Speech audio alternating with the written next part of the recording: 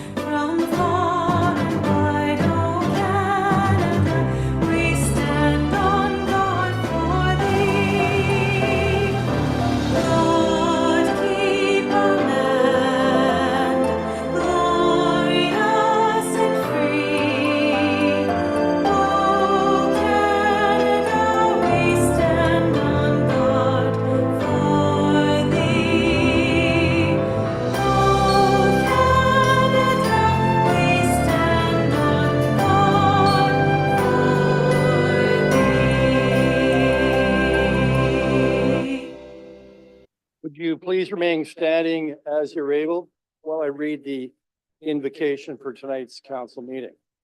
As we come together today, we recognize the great responsibilities that are laid upon us. Our council will always strive to understand the needs of the people we serve and to use power wisely and well. Our purpose is to establish and maintain a city of prosperity and righteousness where freedom prevails and where justice rules. Let us also not forget those who served our community, who are no longer with us, so we continue to do the work that we must in their memory. Please be seated.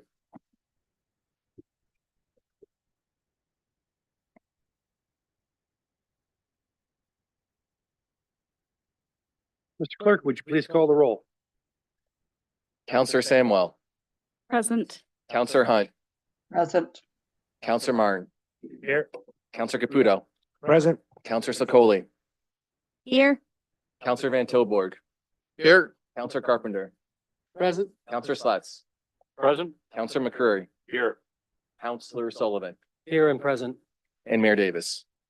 Present. Through the chair, roll call's been taken. Thank you. Members, does anyone have a pecuniary interest they need to declare regarding an item on tonight's agenda? If so, now is the time to do it. Seeing no raised hands, we'll move into separation. So there's some items that are already separated. 12.37, the Brantford Hospital Working Group. Councilor McCrory has an amendment. The 12.61, the new City of Brantford zoning bylaw and companion official plan amendment, because we have delegations, that's being separated. Are there any other items members would like separated? Councilor Martin. Yeah, the airport report, I have an amendment for that.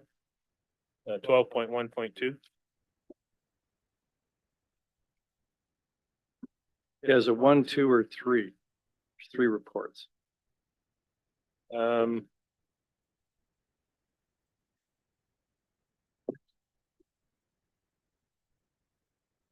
guess it would come under 2. Okay, so 2. And I'd like 12.2.2, the housing stability wintering plans separated. Anything else separated?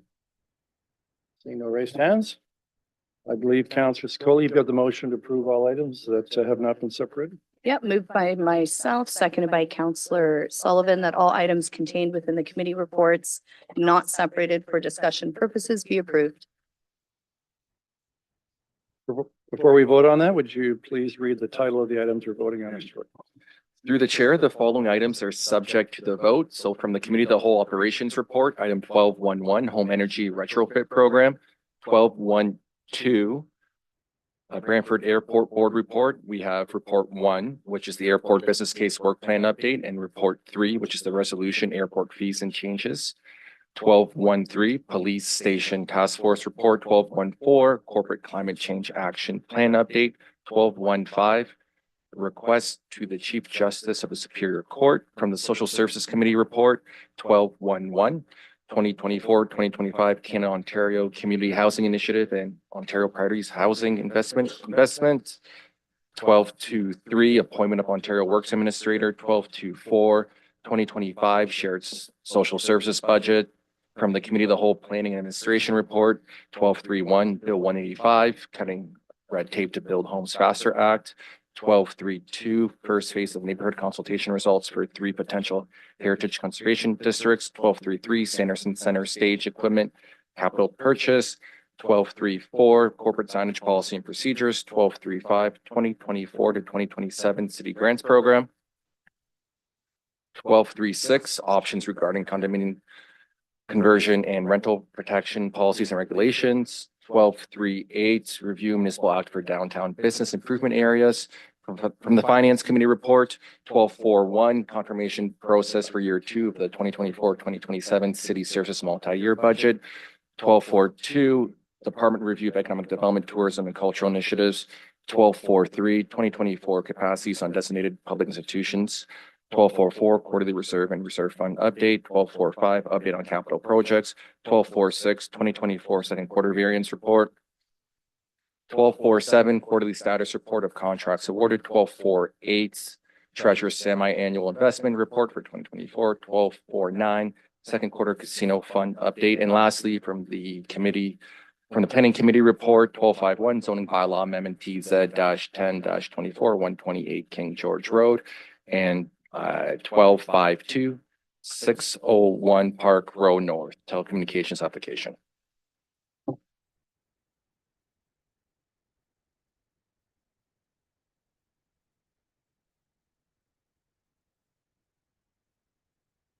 All items not separated for discussion purposes carries on a recorded vote of 11-0. Members of council voting in favor are as follows: Councillors Sullivan, Celeste, McCurry, Hunt, Van Tilburg, Samuel, Carpenter, Martin, Caputo, Sokoli, and Mayor Davis.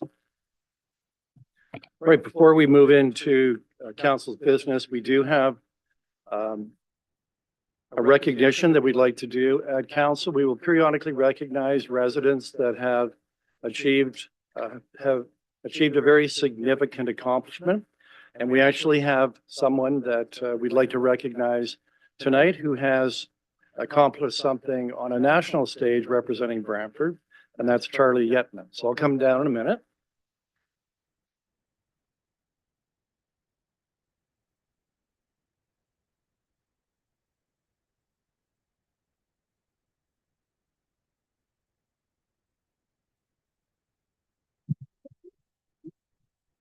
So come on up, Charlie. This is Charlie's mother. And there's the quilt. There's a quilt there because we're recognizing Charlie Yetman, who at only 12 years of age has already represented Brantford on a national stage. This summer, Charlie, who's been quilting since she was only 6 years old, that's half your life, Charlie, submitted a piece to the J.N. Harper Youth Challenge for Quilt Canada. It's a national quilting competition in Edmonton, Alberta, and it's hosted by the Canadian Quilters Association. Entrants were given a fabric swatch that had to be included in the quilt, and I believe that's what you see in the bottom left-hand corner of the raccoon. And so they had to take on that challenge and use that challenge fabric in their entry. And what you're seeing there, in fact, is what Charlie produced and which won her the award that she received. And so all quilts entered were displayed with winners chosen by viewers' choice votes. Charlie was chosen as first place among 29 entries. That's worth congratulating. And Charlie, I think you also received a ribbon for that accomplishment. There you are. So we're very happy to recognize Charlie's achievements and passion. You know, finding a passion at such a young age, that's an incredible thing to see. And having the support and understanding of your family and your friends, your brother and your sister and your parents and grandparents, we can see why it is you've come so far so fast. And we want to thank you, Charlie, your family and your friends for supporting you and joining you here tonight. So Charlie, on behalf of the City of Brantford and Brantford Council, we recognize the hard work and the focus needed to create this incredible piece. We want to share the congratulations on your incredible success. And we also want to thank you for representing Brantford so ably on a national stage. And so in addition to that ribbon you've got, you're now going to receive a mayor certificate. And so this certificate it's prepared by the Office of the Mayor, and on behalf of the Mayor and City Council and the city, we're offering sincere congratulations on being the first place winner in the J.N. Harper Youth Challenge.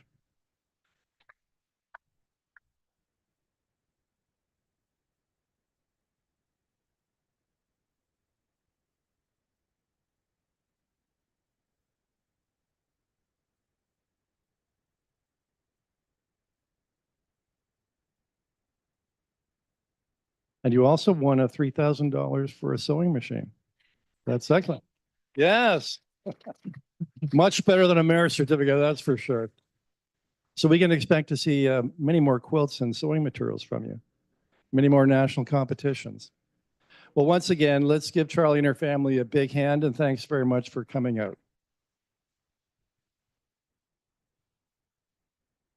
And, you know, Yetman family, feel free to stay. We're going to be moving into some city business. You may or may not want to stay for that. But lastly, we do have some, this is some material from the City of Brantford to help recognize your achievement. Okay. Thanks again.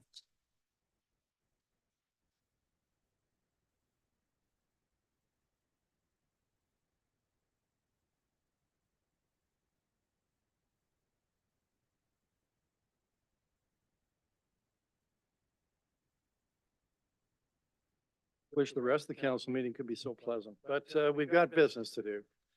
So we do have, we'll move into item number 6, which is statutory public hearings having to do with the cancellation, reduction, and refund of taxes under section 357 and 358 of the Municipal Act. And we do have a statutory public hearing. That's where someone whose decision in respect to their taxes they wish to appeal to us. So I'll now ask, first of all, Ryan Guthrie, who's manager of our revenue tax collector, to come forward to provide us with an overview of report 2024-472. And then after that, we'll hear from members of the public who wish to appeal the information, the results of that report. So.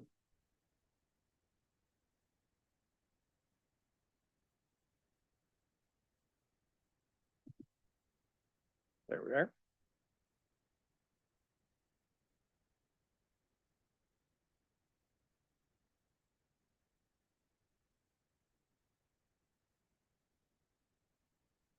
Hello? No. Yep, we can hear you. Hi, I'm Ryan Guthrie. I'm the manager of revenue for the City of Brantford and the tax collector. So this hearing is held under the authority of the Municipal Act, Section 357 and Section 358, which allow owners to submit an application for the reduction or cancellation of taxes due to various change events, such as property damage, demolition, and change in property uses, which have occurred during the past 2 years. Our goal is to ensure that property taxes are fair and reflective of the current state of the properties in question. Applications are submitted to the tax department and then are forwarded to the Municipal Property Assessment Corporation, or MPAC, for review. MPAC provides the results of their investigation of each application back to the tax department, and recommendations are made to the City Council for a change in taxes. If no changes in taxes is warranted, then no recommendation is made to the City Council. This hearing has 38 applications submitted, of which 29 are recommended for changes in taxes and are included in the recommendations to Council. All applicants have the opportunity to appeal Council decisions to the Assessment Review Board within 35 days of Council's decision.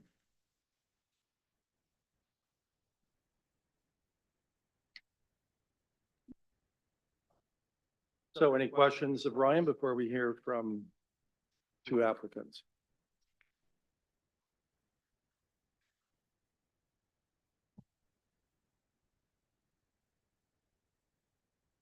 Councillor Celeste, can you get your phone on your throat?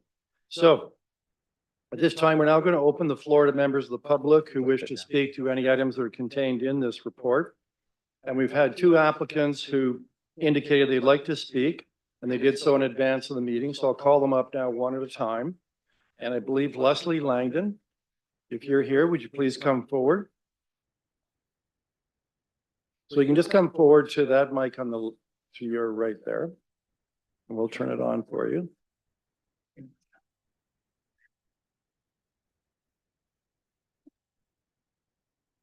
Okay, so I suppose I'm one of the. So you have to, first of all, if you could state your full name. Oh, I'm sorry. Yes, I'm Leslie State your full Langdon. name and your address, and then go on to provide us with your presentation. Okay, so I'm Leslie Langdon. I live at 10 Paris Road in Brantford. And so thank you for the opportunity to speak, Mayor and City Council. So I do have a presentation for you today because I am one of those properties where it was recommended that there be no change. And I believe it's just due to a process issue because we have received a request for reconsideration from MPAC where they did they noted a gross error in their assessment. So they've come down $138,000 in their request for reconsideration minutes of settlement, but we are appealing that. So at this time, I think they would have told the city that there is no change or because if you reject that RFR, then it just reverts back to our taxes. So I'll just show you a little background about our home because it's actually had a lot of issues for us. We paid top dollar for it in 2016. So that's right in the year when, you know, you're looking at home values for that period of time to come up with your MPAC assessment. And then we put on an addition. So in 2023, our taxes raised to almost $10,500. And for us, like my husband and I, we're civil servants. He works for the city of Brantford. I work for the Ontario government. We're unionized people. Our salaries are capped. We don't make a lot. Well, we make good money, but you know, we don't have the opportunity to increase our salaries. And we have got 3 kids in post-secondary education.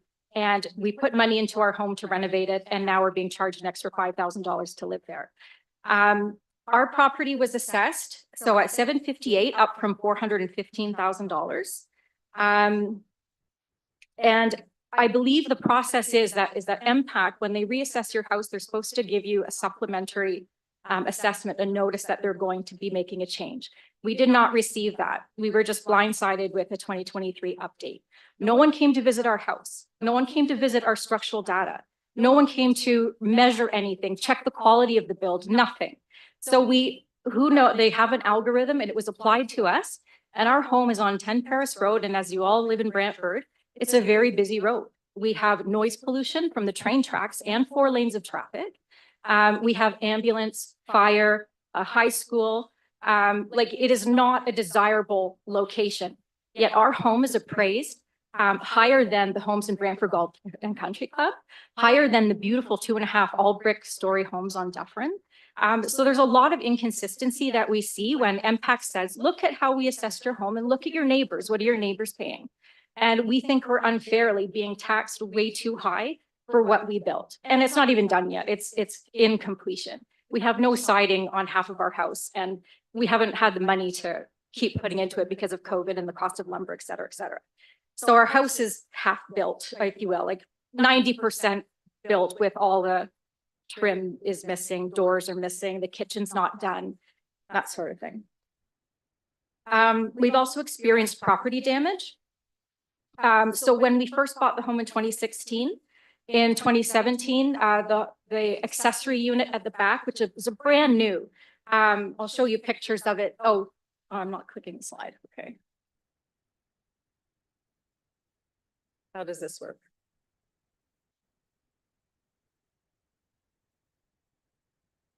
There we go. So what should I be pointing at?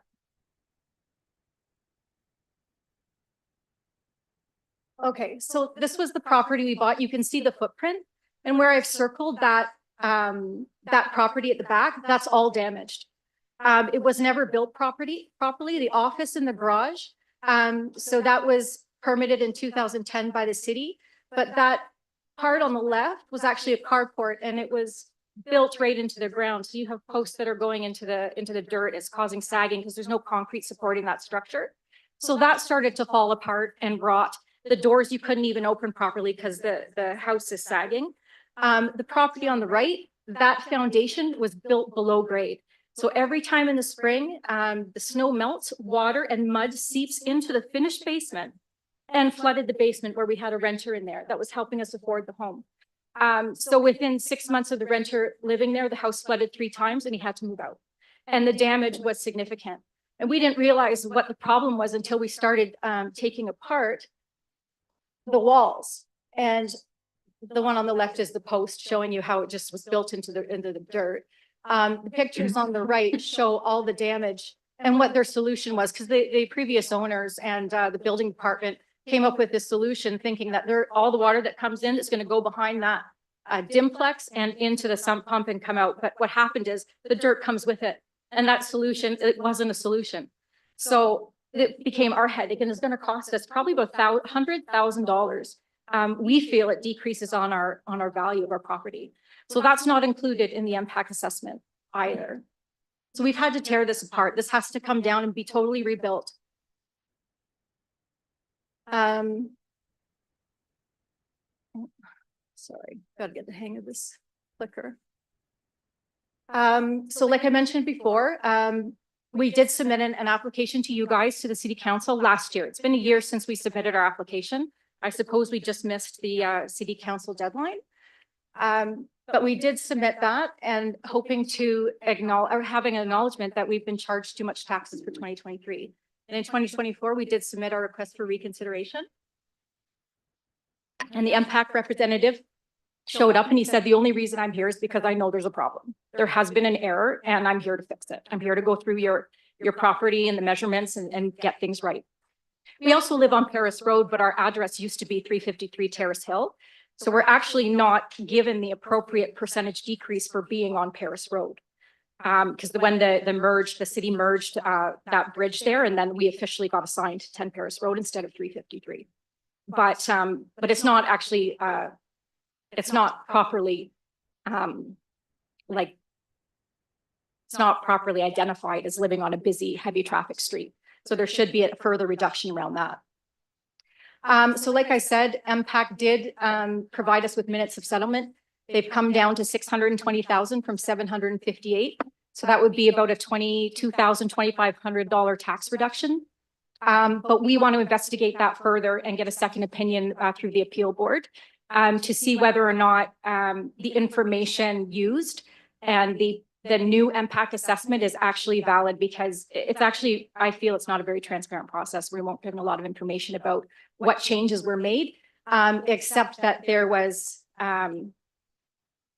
except that they say here, updated structure data and change in site value. But I don't know what that means. I know he changed our square footage because that was incorrect. I know he might have looked at the back and maybe made an adjustment for the back that had all the damage. But all we received was this, very little information. So we need more information to be able to know what is actually in our new assessment. So we are appealing it.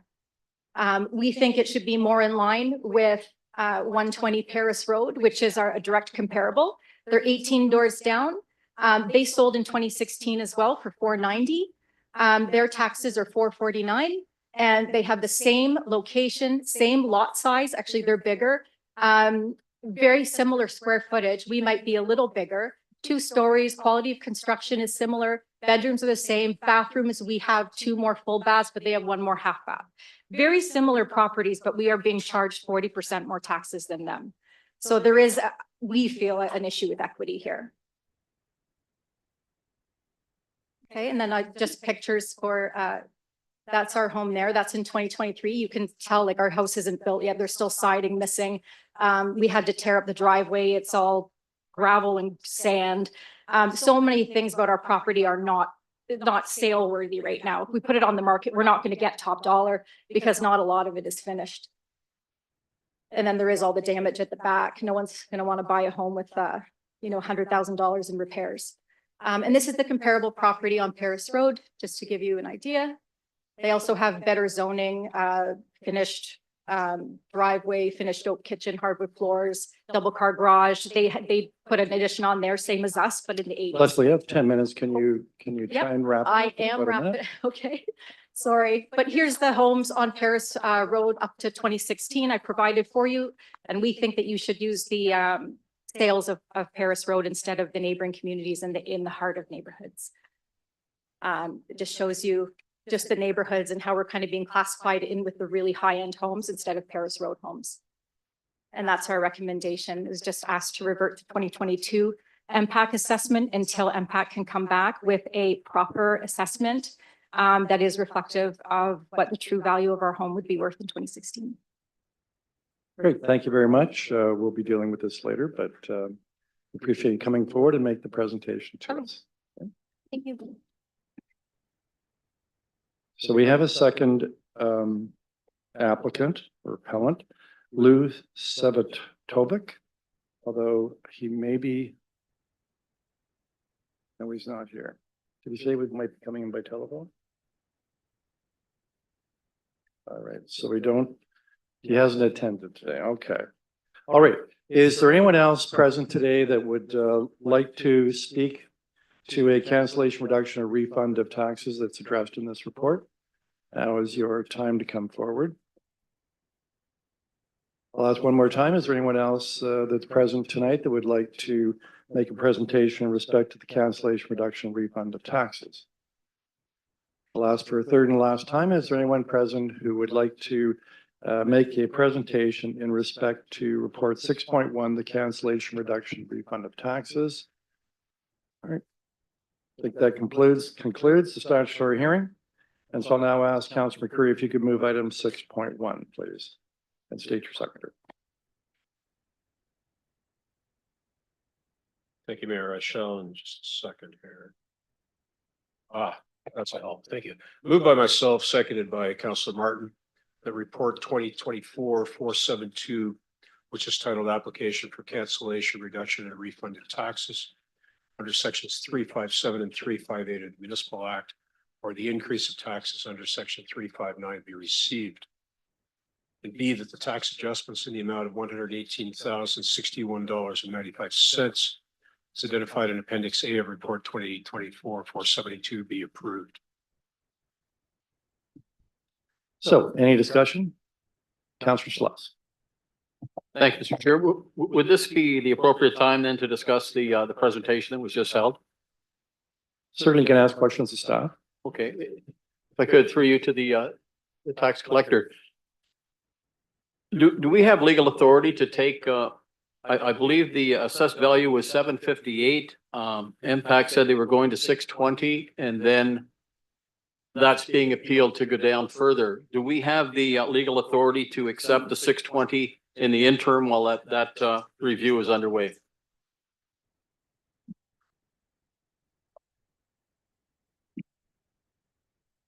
Through the chair to the counselor, we do not have the authority to adjust the assessment, but we do have the authority, or you do have the authority to adjust the taxes. Could you please restate that? You don't have the authority. MPAC is the only one who can adjust the assessed value. Yes. Council has the authority to adjust the property taxes. So you wouldn't be adjusting the actual assessment. You'd be applying like a credit. Is the or an adjustment interim assessed value that they forwarded to the resident, is that acceptable to the city to base the tax rate at this point in time until the thorough review is completed? Yeah, we could use the proposed value in the request for reconsideration and calculate what the adjustment would be. Okay. And is that retroactive? It would be retroactive to January 1st of 2024. Okay, thank you.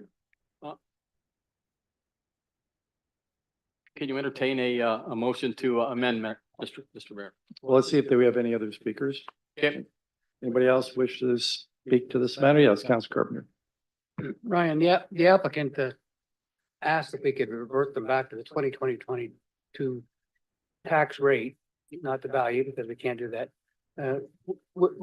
Will we be able to do that until such time as whatever the appeal turned out to? Or so that way, they're paying the 2022 tax rate going forward, and if they lose the appeal, it'll be whatever the appeal is. We're just trying to provide latitude for council. Our recommendation would be that they apply, they appeal to the assessment review board for impacts decision. Okay, thank you. All right, well, Ryan, I got a question for you. So I believe Langdon told us that they have appealed to the assessment review board. And how far back can the assessment review board go when it readjusts the assessed value? So the assessment review board does have the authority to go back farther than MPAC can. So I spoke to MPAC today and they said that the assessment review board could open up, go back to January 1st of 2023. Okay, so if we decided that we wanted to set the tax based on a 2022 rate and then their appeal fails, can we then collect, is it possible to then collect taxes at the level as determined by the MPAC assessment? Yeah. Yeah, once we've given them the credit, I mean, that we wouldn't be able to adjust the credit. So. Right, so all right, okay. Any other questions, comments before I? Yes, Councilor Martin. Thank you, Mr. Mayor. Through you to staff. Your report indicates that MPAC said there should be no change to this, but the person who made presentation said that MPAC agreed that there needed to be a change. Can you explain the discrepancy? Yeah, so I did speak to MPAC, and they have said that the 357, when you apply, you're applying on the base of there's a gross or manifest error. And MPAC is saying that according to the Municipal Act, it must be clerical or factual in error. Updating assessment based on the comparable properties is more of a judgment call, so it's not factual in error. Factual in nature. Factual error would be like MPAC assessed 5 full bathrooms on a house when there's only 2. And the fact would be that there's 3 full baths did not exist on that property, if that makes sense. Okay, thank you. Back to you, Councilor Schless, did you want to do something? Sorry, Yes, thank Councilor Van Tilburg, do you want to speak to this? I do. Is it normal to see 88% increases in impact assessment of homes for residential taxes? After a large renovation like this, yeah, you would see a large increase in assessment. So before that, we're looking at a 66% increase. Is that based? Like, I'm just looking at the diagrams and I'm seeing the flooded property, basically a property that hasn't increased in value. I see no physical evidence that shows the property's increase in value. So how, compared to the other properties that are all complete and less money, we have one that is renovated but not renovated complete. Clearly there's flaws in what was done in the past. How does that impact come to an assessment that takes something from 415 to 758? Like, I really do find this hard to grasp. Yeah, we don't get into weighing in on the assessment. That's MPAC's role. So I think that would be a question better asked to MPAC through an appeal. If there is an amendment that comes forward that lowers the tax rate, and right now what's floated is a 66% increase. How long is that sustainable for? What's the premise of that? Is it till the next tax roll? For 2025, they are adjusting the assessment down to the 620,000 that they proposed with the request for reconsideration that was rejected. Okay, thank you. Councillor Sluss. Thank you, Mr. Mayor. Yes, I'll move, seeking a seconder, my ward mate, Councillor Caputo, that, the taxes for, I believe it's 10 Paris Road, be based on an assessed value of $620,000.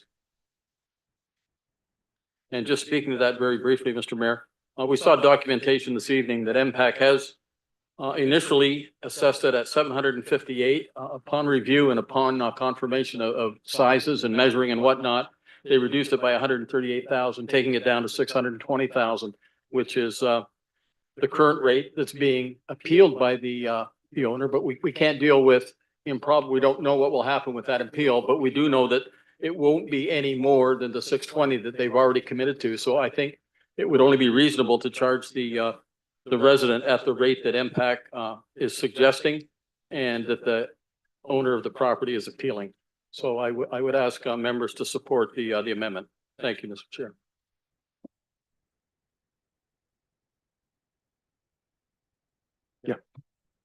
Councillor Carpenter. Yes. Ryan, if I may, you're doing a great job, by the way, in that portfolio that you got there. I know it's not an easy one. Now, with the addition that was put on the property, the renovations, MPAC then reassesses the property based at today's rates, as opposed to the properties that we're talking about, surrounding properties, are assessed at a previous assessment time, which might have been, what, 4 years ago or something? They're still basing their assessment based on the market of January 1st of 2016. Okay, so it's still the old. assessment. Yeah, they- Okay, all right, that's they what I have- want to get clarified. Thank you. Yeah, I've got a question for Councillor Sluss. Are you saying this is retroactive, and retroactive to when? I'm not sure. Well, I think you got to clarify your resolution. Yes, I'd like to clarify that with staff. I'm not sure how far back this can go. And I'm not sure how long it's been paid, so I would look for guidance from staff as to how long this resident has been charged at the rate of an assessed value of 758 as compared to what it should have been at 620. They've been charged at a rate of 758 for 2023 and 2024. So January 1st of 2023 is when they began being taxed at assessed value of 758,000. Thank you, Ryan. So, Mr. Mayor, for clarity, then it would be the taxation years of 23 and 24, and moving forward until the appeals been completed. So I'm going to speak against it, and I'll tell you why, because typically when we're being asked to cancel or reduce the refund tax, it's typically done because a property's been destroyed by fire, a property's been demolished, the nature of the property has changed, so it becomes commercial property instead of residential. We rarely, if ever, actually adjust taxes based on assessed value, and that's because there's a whole system out there for determining assessed values. And if you don't like your assessed value, you can file for what's called an RFR, and that's where if the MPAC will come in, they have nothing to do with the city, they'll come in, they'll look at the assessed value, they'll suggest a settlement, but to resolve it, you got to accept their number. And if you don't like it, you then appeal the assessment review board and you roll the dice and see how it goes.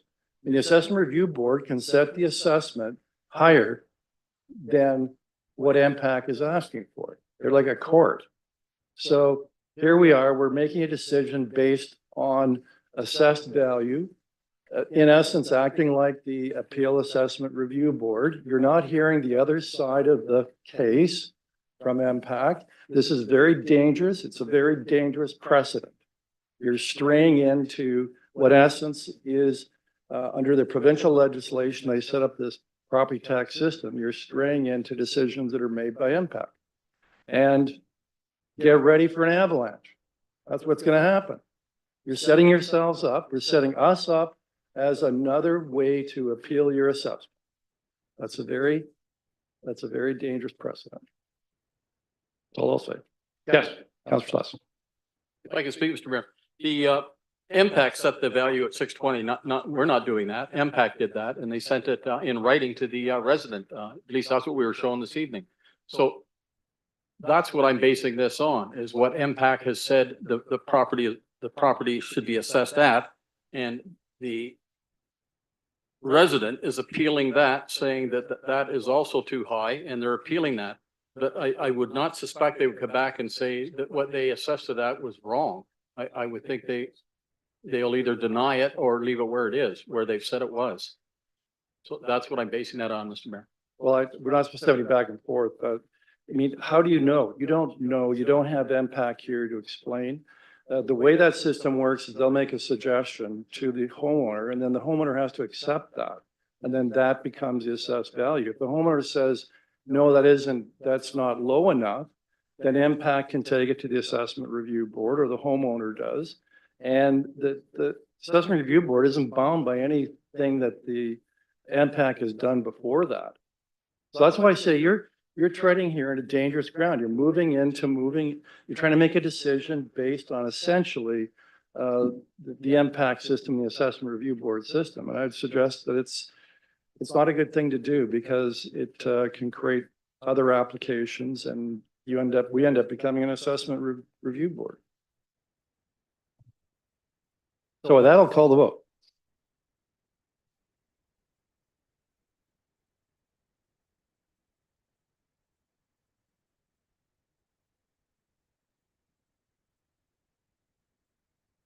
The amendment to item 6.1 carries on a recorded vote of 7-4. Members of council voting in favor are as follows: Councillors Sullivan, Sluss, Hunt, Van Tilburg, Carpenter, Caputo, Sokoli. Members opposed, Councillors McCreary, Samuel, Martin, and Mayor Davis. Okay, any further discussion regarding this report? Any other amendments? Seeing none, Mr. Clerk, would you please take the vote on the balance of the report?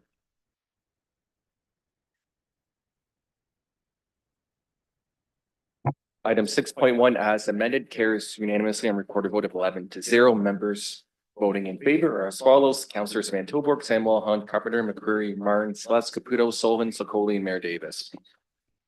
All right, so let's move into proclamations. We got 7 proclamations on tonight's agenda. And Councillor Hunt, if you could please move all the proclamations, state your seconder, and you can read proclamation 8.1, please. Moved by myself, seconded by Councillor Carpenter, that the following proclamations be approved. 8.1 National Disability Employment Awareness Month, October 2024. Whereas this month highlights the need to have accessible and equitable employment strategies that include disability recruitment, ensuring companies build and maintain diverse, accessible, and inclusive workplace cultures that will enable all employees and businesses to thrive and succeed. Whereas this year's National Disability Employment Awareness Month theme, championing disability inclusion in employment, highlights that disability inclusion is more than a matter of legislative compliance. It is vital for business growth, innovation, and competitive advantage. It is essential for creating lasting change in the employment landscape, a future in which everyone has equal opportunities to contribute and succeed. And whereas the City of Brantford recognizes the positive and valuable contributions that people with disabilities make to the workplace and their community, it acknowledges that building an inclusive and accessible workforce is an important step in supporting a representative city where all people with disabilities are meaningfully engaged and able to contribute at their fullest potential in all levels of the organization, and that reflect the community of the City of Brantford that the City of Brantford serves. And whereas the City of Brantford is working towards an inclusive Brantford, where all can participate and have equal opportunity to succeed in their workplaces and communities, companies are encouraged to continue the important work of fostering accessibility and inclusion in their workplaces. Now, therefore, it be resolved that the Council of the Corporation of the City of Brantford does hereby proclaim October 2024 as National Disability Employment Awareness Month in the City of Brantford. Councillor Coley, Councillor Sluss, if you could read proclamation 8.2. Yes, thank you, Mr. Mayor. Whereas Rail Safety Week is to be held across Canada from September 23rd to 29th, 2024. And whereas 229 railway crossing and trespassing incidents occurred in Canada in 2023, resulting in 66 avoidable fatalities and 39 avoidable serious injuries. And whereas educating and informing the public about rail safety, reminding the public that railway rights of way are private property, enhancing public awareness of the dangers associated with highway grade rail crossings, ensuring pedestrians and motorists are looking and listening while nearing railways and obeying established traffic laws will reduce the number of avoidable fatalities and injuries caused by incidents involving trains and citizens. And whereas Operation Lifesaver is a public-private partnership whose aim is to work with the public, rail industry, governments, police services, media, and others to raise rail awareness safety. And whereas CN and Operation Lifesaver have requested that City Council adopt this resolution in support of its ongoing efforts to raise awareness, save lives, and prevent injuries in communities, including our municipality. Now therefore be it resolved that the Council of the Corporation of the City of Brantford hereby proclaims September 23rd to the 29th, 24 Rail Safety Week in the City of Brantford. Councillor Scully, if you could read proclamation 8.3. Yeah, whereas Crime Stoppers Brantford Brant is a nonprofit organization dedicated to enhancing community safety, is celebrating its 40th anniversary.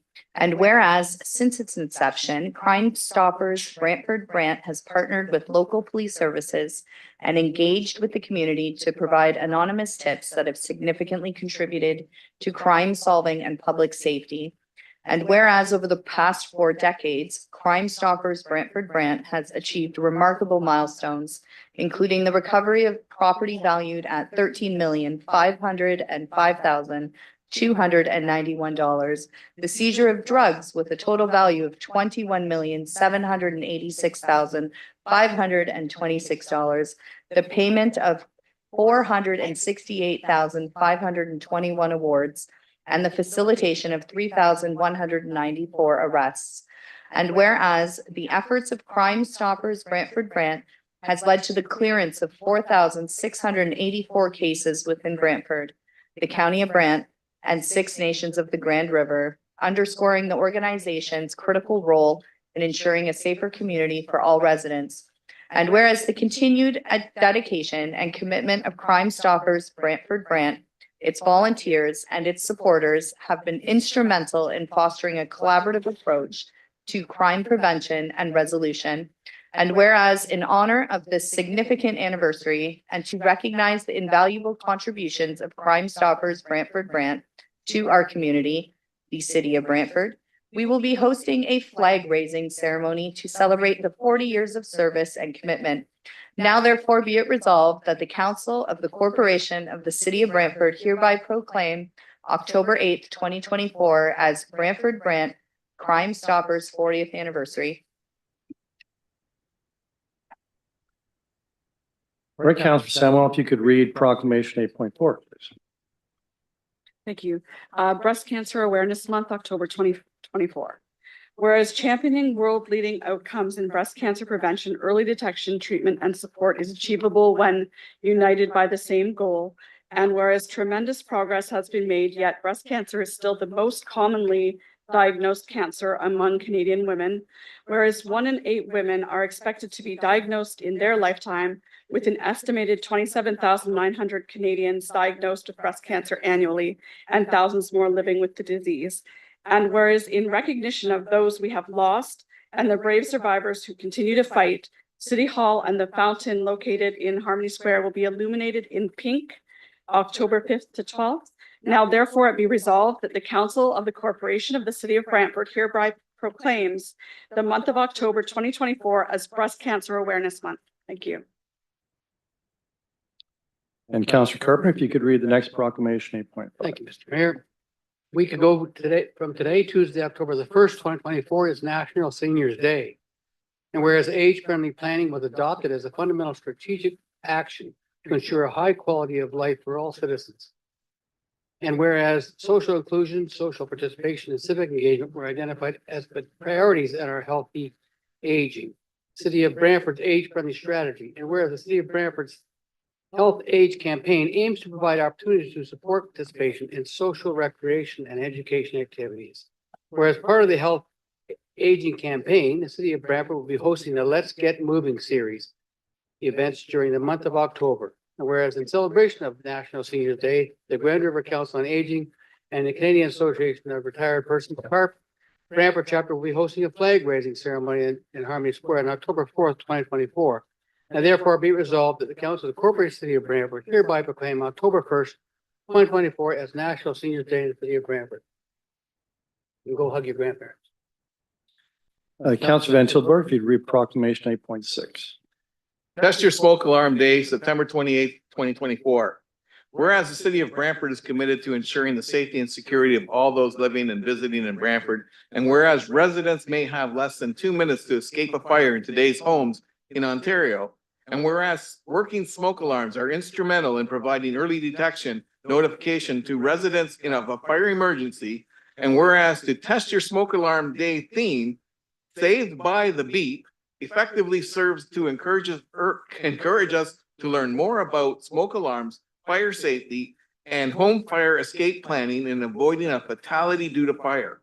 Now, therefore, it be resolved that the Council of the Corporation of the City of Brantford hereby proclaims Saturday, September 28th, 2024 as Test Your Smoke Alarm Day in the City of Brantford and urges all residents to protect themselves and their loved ones by testing their smoke alarms. Councilor Martin, if you could read proclamation 8.7. Thank you. Fire Prevention Week, October 6th to 12th, 2024.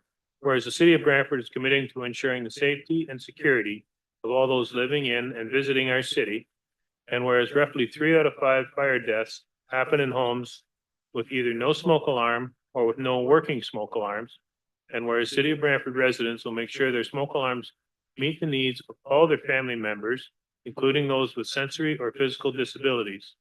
And whereas City of Brantford residents should test smoke alarms at least once a month. And whereas the 2024 Fire Prevention Week theme, Smoke Alarms, Make Them Work for You, serves to remind us the importance of having working smoking alarms in the home.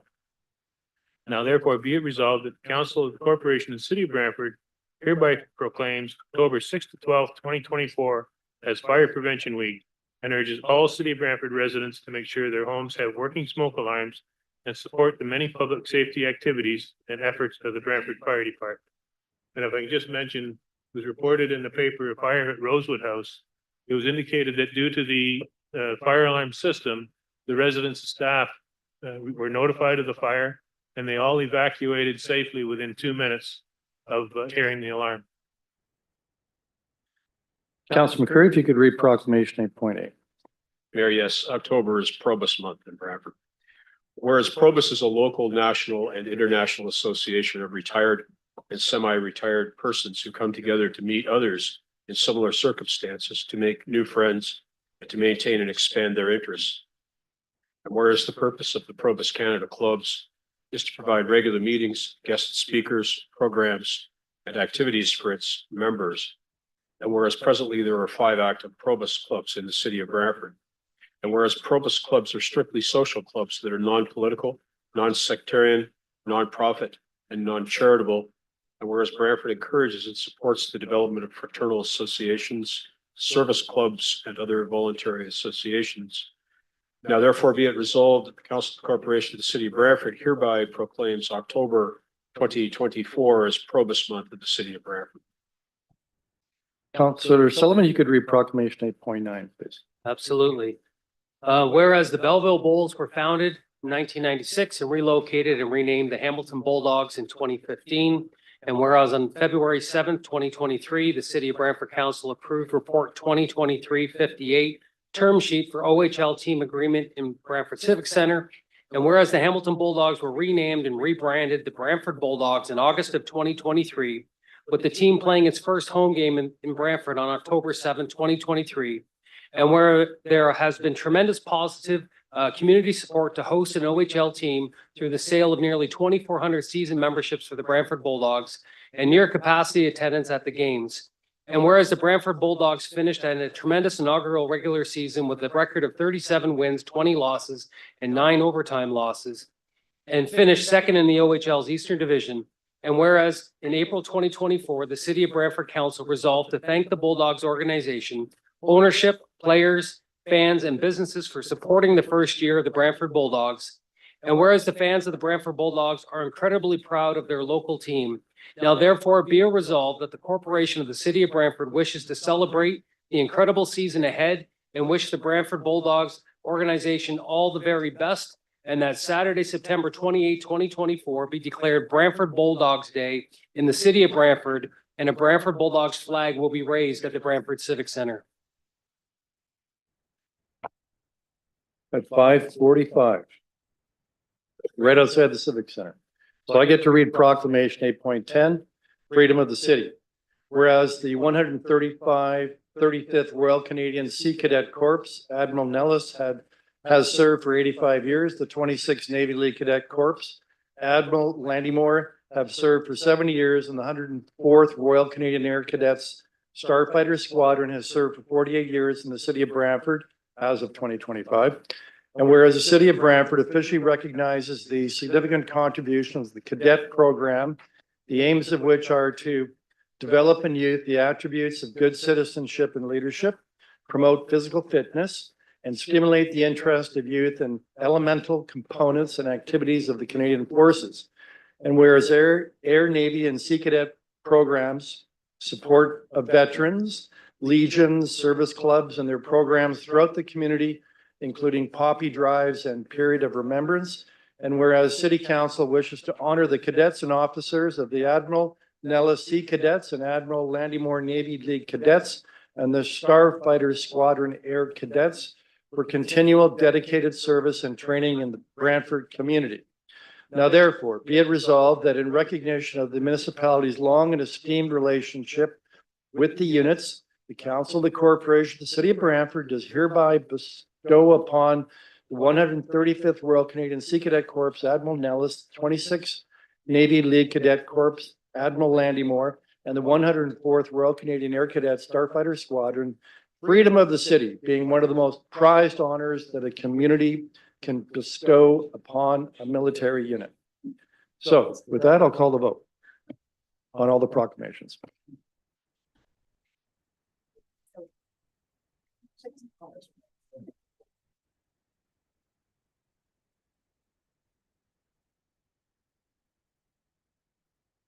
The proclamations carried on a recorded vote of 11-0. Members of council voting in favor, councillors Sullivan, Celeste, McCreary, Hunt, Van Toolbrook, Samuel, Carpenter, Martin, Caputo, Sicoli, and Mayor Davis. So we'll now move into presentations, delegations, and I understand there are 3 registered delegations for this evening. So prior to hearing the delegates, I have to do what the procedural rules require, and that's for me to describe the following rules of decorum that are set forth in the city's procedural bylaw. And they apply to delegations. And they are that no person shall display any sign, banner, or placard in the meeting room other than materials that, in the opinion of the chair, are legitimate audiovisual aids necessary in connection with any presentation to be made to council. All persons present shall use polite and respectful language and shall refrain from the use of any language or the making of any gesture that is disrespectful or offensive. All persons addressing council shall speak only on the subject in debate and shall not speak in any other subject. No person shall applaud participants in debate or engage in conversation or behavior that may disrupt the proceedings of the meeting. So with that, I'll call up the first registered delegate, Meredith Klitsky, I think. Meredith? And I understand you'd like to speak to us regarding the new City of Brantford zoning bylaw. Yes, I think you know the procedure. You've been here many times. So I understand that you'd like to speak to the new comprehensive zoning bylaw. So you just have to state your full name, provide us your address, and then you have 10 minutes to present, including any questions. Good evening, Mayor Davis, members of council and staff. Thank you for the opportunity to speak this evening. My name is Meredith Klitsky and I'm a private property owner on Olive Tree Road. I'm here to speak primarily on 12.6.1, the new City of Brantford zoning bylaw, However, I may make reference to 12.1.4 Corporate Climate Action Plan and 12.3.1 Bill 185, Cutting the Red Tape to Build Homes Faster Act. I would have prepared a delegation for last week. However, I was unaware that the statutory public meeting was taking place until I read that week's agenda the previous Friday. It had been mentioned in previous council meetings that there is a lack of engagement with respect to all municipal actions, and I completely agree. I have registered for Let's Talk Brantford with the expectation that I would receive notifications on such important meetings. However, that doesn't appear to be the case. I don't engage in social media regularly, and many of us do not have the time to routinely search the website. And unfortunately, since the mainstream media has become government funded, I have found much of their reporting to be unreliable, so I do not subscribe to any of their publications. I and many others attended the intensification corridor information session held back in April. We were unable to address all of our concerns at that time, and in all honesty, I still have unanswered questions or concerns. In May, we were able to meet with Joshua Scram, Senior Planner, and Gary Peever from the Engineering Department, both of whom were fantastic. At that meeting, current concerns related to water and wastewater were discussed, specifically given that given that water pumping and storage are already deficiencies that have been identified and that wastewater upgrades are required to support the existing infrastructure. I'd asked where the funding comes from for these infrastructure upgrades, and I was informed that development charges or DCs pay for them. This is how it should be.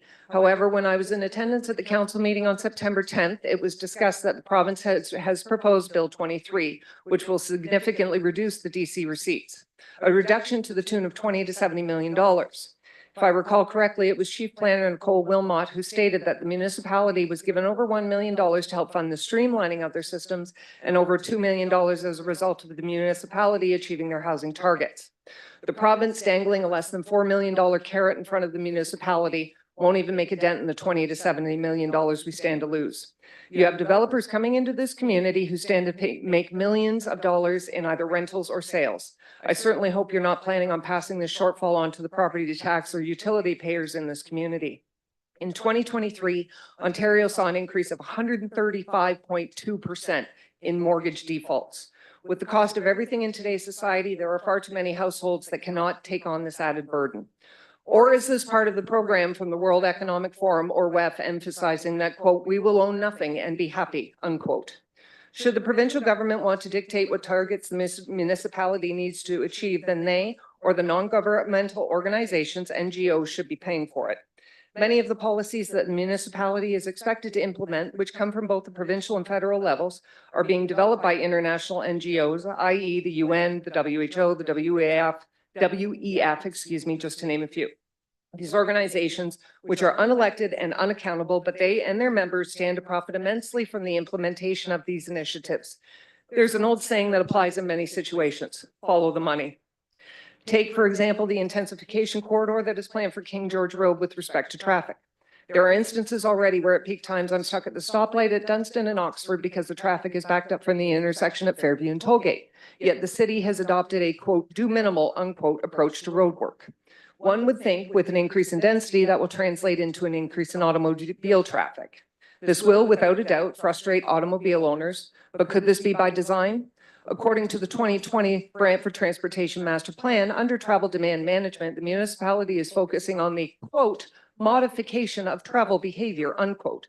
I was not aware that behavior modification was within the purview of any level of government. And to be quite honest, I find this attempt to be extremely offensive. I don't think it's a coincidence that these comprehensive or blanket zoning bylaws are being implemented in lockstep right across the globe. In all of them, global priorities are being emphasized over local ones. The UN directives must be carefully considered as they may have significant adverse effects on the mobility and property rights, energy security, and the urban crisis. They could also redirect public funds and assets to corporate and foreign investors. I certainly hope this is not a precursor to the C40 City Initiative, as no level of government has the right to dictate to the men and women of their communities that they can no longer consume any meat or dairy, that they should only be permitted 3 new items of clothing per year and 1 short-haul flight every 3 years, and last but not least, 0 private vehicle ownership. These are, in fact, the aggressive targets of the C40 City program. These zoning bylaws and official plans are placing a great deal of emphasis on active and public transportation. We have lanes being taken from automobile traffic in order to install bike lanes. I would like to draw council's attention to the bicycle lanes on Henry Street between Alice and Stanley. I travel that route regularly and I have seen one bicycle on that route since its inception. The receptionist at my doctor's office travels that stretch 4 times a day and stated she has never seen any type of active transportation in all of her travels on that route. Personally, I would like to see the cost benefit analysis for this initiative. We find ourselves in a situation where we have multiple manufactured crises, i.e. housing, healthcare, the pandemic, and climate. There is a Latin phrase, ordo ad chaos, or order out of chaos. What we have are the provincial and federal governments creating the chaos and expecting the men and the women of the local communities to pay for the order. There is a very serious problem in this country where the men and women are not being heard at any level of government, and the lack of accountability and transparency is extremely concerning. With respect to many of these plans and bylaws, both council and staff need to be cognizant of multiple pieces of primary legislation in order to lawfully implement them. What has not been revealed to our municipal representatives is that these official plans are placing you and the staff in very precarious positions, as many of these plans are in violation of primary acts and/or legislation. There are at least 80 pieces of legislation that the council and staff must be familiar with when implementing these plans to ensure that the constitutional rights of the men and women of this country are not being violated and that you are not acting in ultra vires. Council and staff should be aware of Section 14 of the Municipal Act, which states a bylaw is without effect to the extent of any conflict with a provincial or federal act or regulation made under such an act. By implementing plans or passing bylaws that violate the constitutional rights and or cause harm to the men and women in the community, council and staff must be made aware of Section 448, subsection 2 of the Municipal Act, which states subsection 1 does not relieve the municipality of liability for which it otherwise would be subject in respect of a tort committed by a member of council or an officer, employee, or agent of the municipality, or a person acting under the instructions of the officer, employee, or agent. There is a maximum law which states ignorance of the law is no excuse.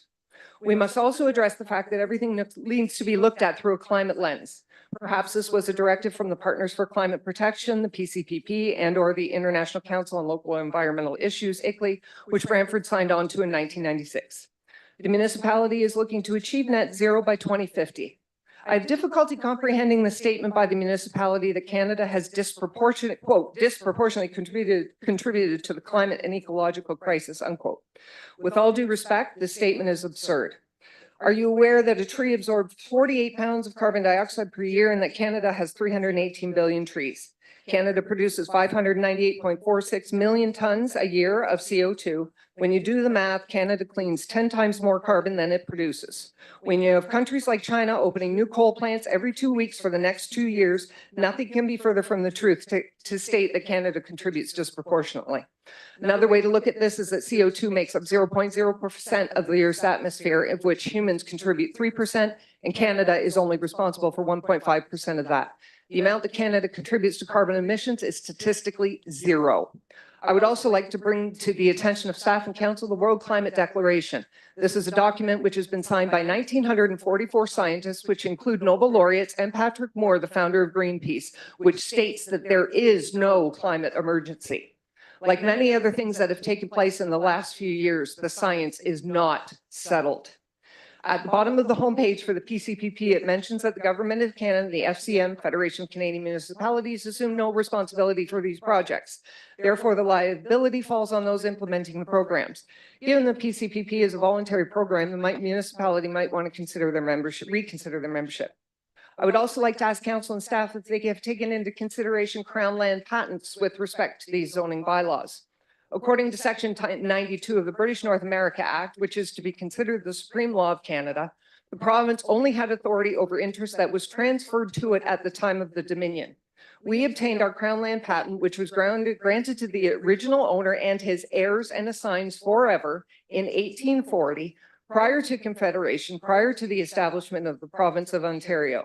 Therefore, the province never had any interest in our property that could be conferred onto the municipality. This also begs the question, how can the municipality plan for that which it does not own? We have far too many men, women, and children in this community who do not have enough food to eat, and many who do not have a roof over their heads. I would like to think that this would be a far greater priority than to install surveillance cameras at every turn, dangerous obstacles in the middle of roadways, and many other questionable expenditures. You were elected to represent the men, women, and children of this community, not the province, not the federal government, and certainly not any unelected, unaccountable international NGOs. Perhaps it's time to refer. Meredith, about 15 seconds. Last sentence. Perhaps it's time to return to focusing on the actual needs of this community and not what unelected and unaccountable organizations think we need. Thank you for your time and consideration. Thank you very much, Meredith.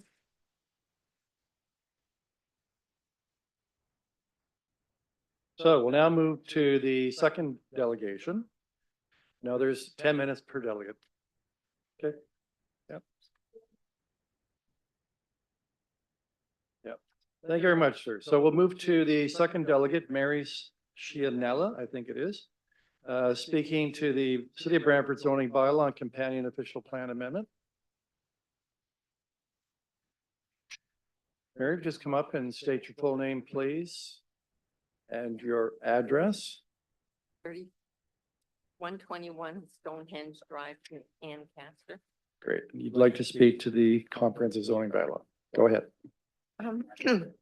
Okay, I own, part lot 574, 35 on, the corner of Summer Hayes Crescent and, King George Road, in conjunction with another family that have the other half that are, right beside this property.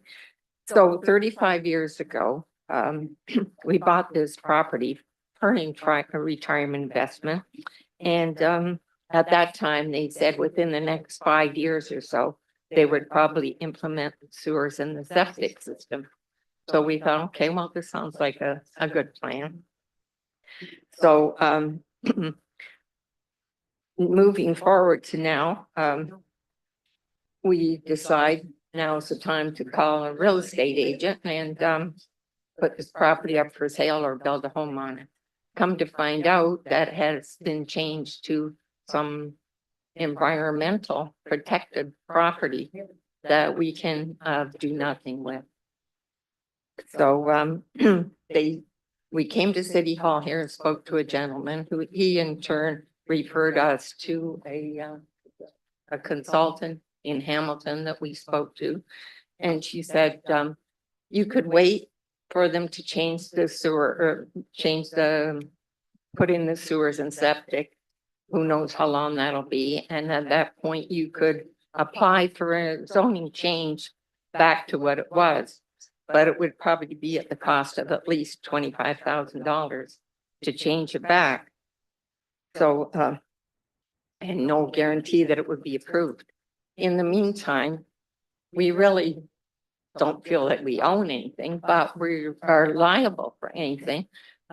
Just last month, we had to cut a tree down that some of the limbs were falling.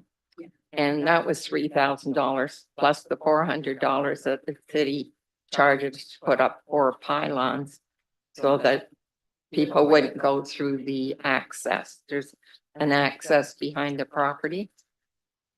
So, so that's what I'm saying, like, I don't understand how they can just come along and nobody, now they possibly did inform us about this change a few years ago, but the people that own the property with us, the husband has dementia and had no idea. I asked him, he had no idea about any of this, and I never got anything to say that they were changing the zoning. So I'm just wondering, what can I do about this? Mary, we'll see if anybody has some questions for her. I've got a question for you, Mary.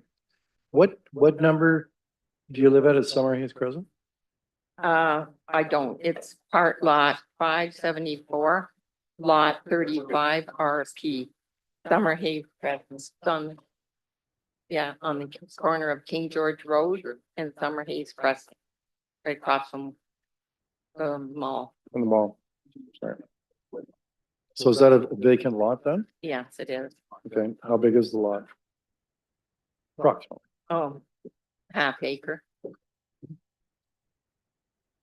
And what was the zoning before? The zoning originally was commercial. Then when I believe when we bought the property that it was residential. And what zoning are you asking for? Back to either commercial or residential. Residential would be fine. We'd like to put either sell it or put a home on there. And the comprehensive zoning bylaw is what, open space? So, That's become environmental land that you really can't do anything with. right. And does that apply to the entire lot or just a portion of it? Okay, that helps me. Any other questions for Mary? Seeing none. Thank you very much, Mary. We'll be dealing with the zoning bylaw fairly quickly, beginning of this meeting. Yep. Talk about the tax, like you have granted us a tax reduction for the, I know. Now this, sorry, Mary, this is the section of the meeting where we're talking about the comprehensive zoning bylaw. We've already dealt with the issue of the applications for refund and discharge of taxes. It's a different, separate matter. But do you have anything else you want to add then in reference to the zoning of your property? No. Okay, Thank you for your Good. time. all right.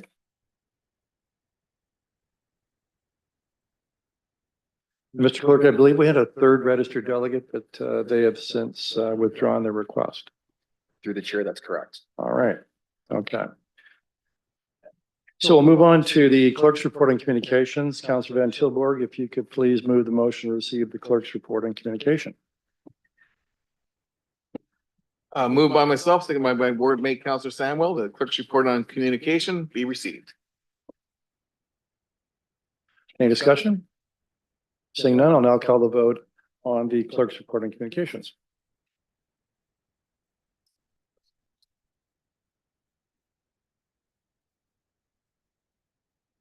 The clerk's report on communication carries unanimously on a recorded vote of 11-0. Members of council voting in favor, Councillors Sullivan, Celeste McCurry, Hunt, Van Tilburg, Samuel, Carpenter, Martin, Caputo, Sicoli, Mayor Davis.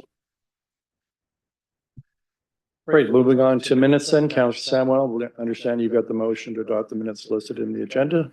Please read your motion and state your seconder. Moved by myself and seconded by Counselor Van Tilburg that the following minutes be adopted. 11.1 City Council, August 27th, 2024. 11.2 Special City Council, September 10th, 2024. And 11.3 Special City Council, Private and Confidential, September 10th, 2024. Any errors or revisions? Seeing none, I'll call the vote on that.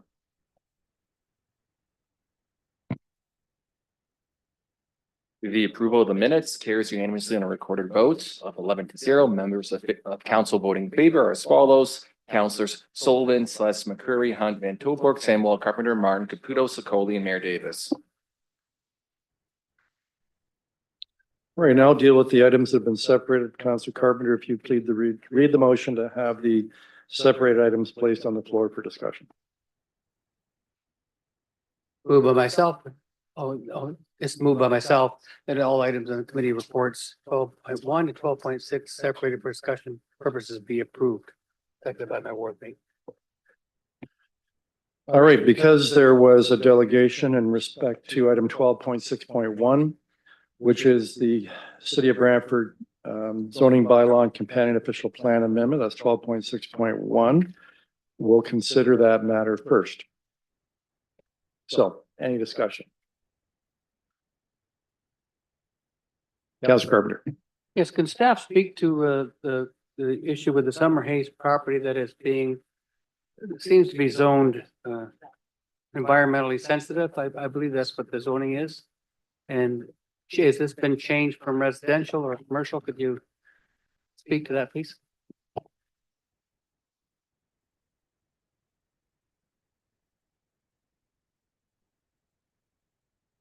Good evening, Mayor and members of council and the public. So to speak to the inquiry here on Summer Hayes Crescent, I guess we'll start with this area to highlight the zoning. Just to recap, the zoning of this property is actually hold R1A. So it wasn't identified as a commercial property under the current zoning bylaw 160-90. Obviously, it was mentioned 35 years ago, and highlighting some of the characteristics of this area. This area has a lot of tree canopy. It has extensive tree canopy, some ravines. I think some of us can kind of picture Summer Hayes Crescent. One of the things I want to identify is the time period. So since 160-90 and that zoning bylaw, obviously a lot has changed. Planning has evolved. The opportunity to review ecological function, and then the latest official plan. So this area through the official plan was identified as a core natural area. And so we implement that through the zoning bylaw. So this property, yes, it is an area that has environmental features on it. It would need to be looked at. If there was any potential for development, there would need to be an EIS. So it's not to say that there isn't any potential here, but there would need to be a process that would need to evaluate that. And that's been in place based on good planning principles, our official plan that was approved in 2021. So before, previously it was a residential 1A, and we're now down zoning it to environmental? Yes, that's correct. So there was a hold on the property. So HR1A was the previous designation under 160-90. And if the ward councils wanted to put that back, we would just put it back? So the direction would be, obviously, the new zoning bylaw would have a different zoning that would be in place. So you would look to the adjacent property. So that zoning would be, the hold would remain, because under the new zoning bylaw, there's a hold, and it would be existing neighborhood low rise, frontage 22, area 550, and coverage 35%. All right, thank you. Thank you, Fran.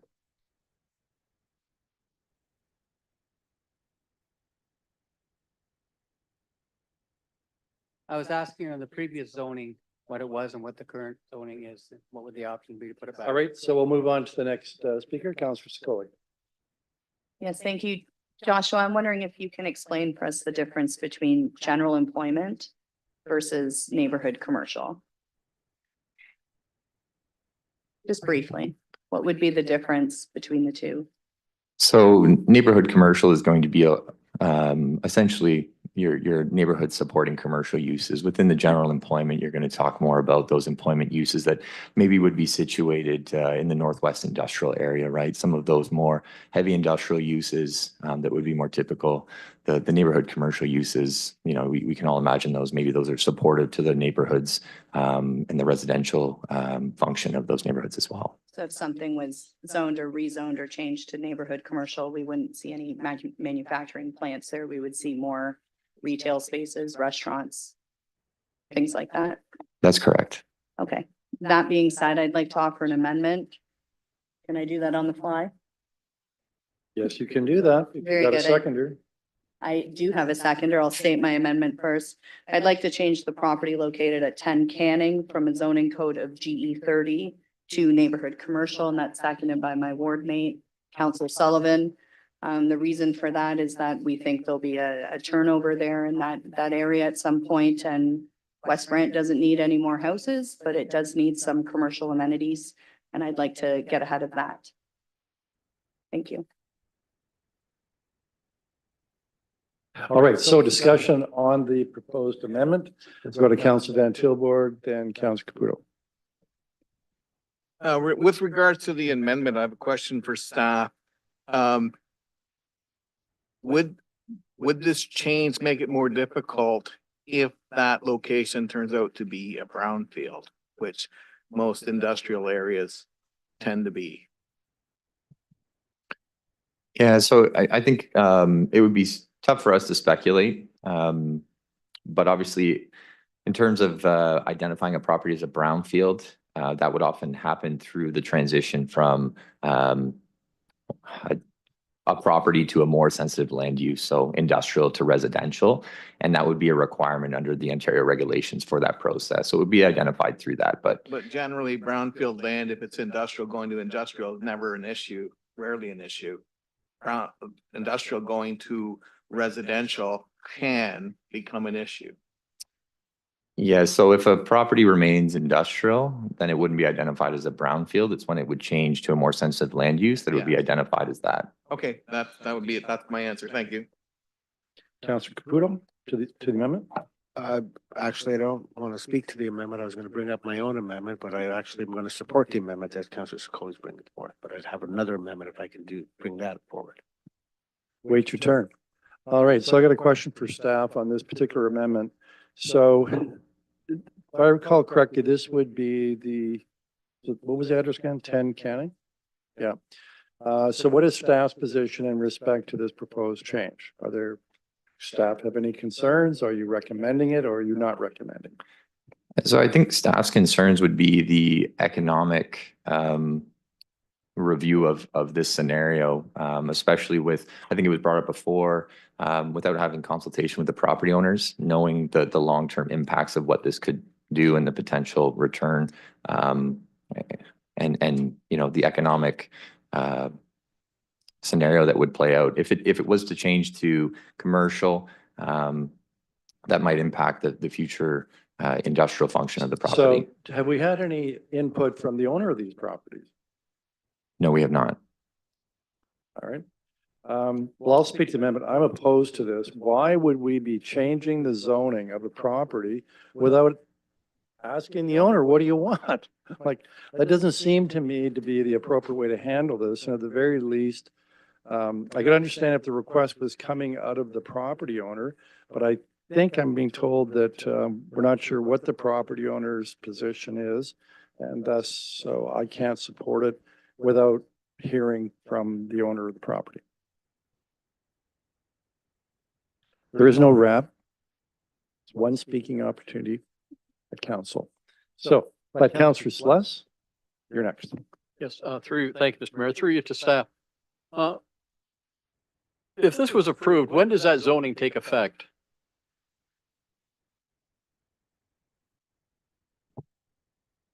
So the zoning bylaw would come into effect following the appeal period. Sorry, could you repeat that? It would come into effect following the appeal period. Okay, so would we be, if we change the zoning, but there's manufacturing going on there now, if the zoning's changed, would they be in contravention of the zoning? So that would become a legal non-conforming use. So it would be, Until it was sold or changed hands? that's correct. Thank you. Any other speakers on the amendment? Councillor Carpenter.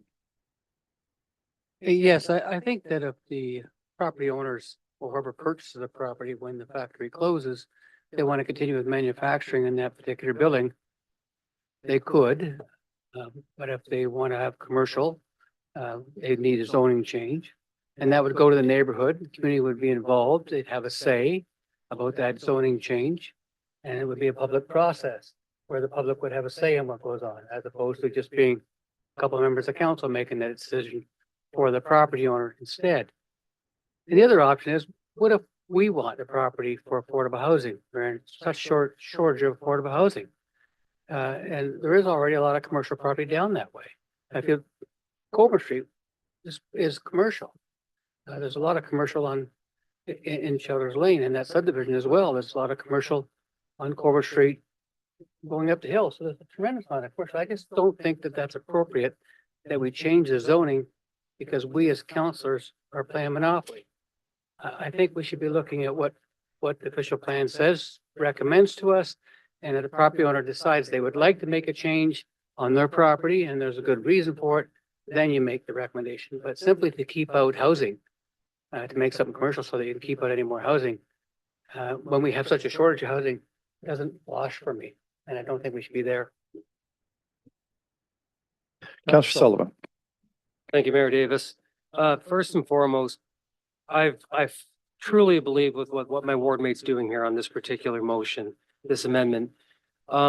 It's not that we're trying to stop housing. It's just that this area so desperately needs more commercial amenities. People are constantly telling us they're tired of having to leave the West Brant to go buy a t-shirt.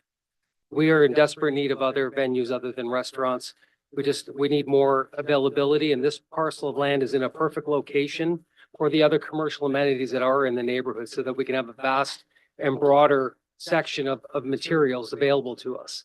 It's not that we're playing what we want as a monopoly. If the next person coming in wants to try and put in another factoring plant, they can come before council at that time and ask for a rezoning. It's not like they're landlocked. So I just think this way it actually helps us move in a commercial direction. Thank you. Okay, I'm going to call the vote on the amendment.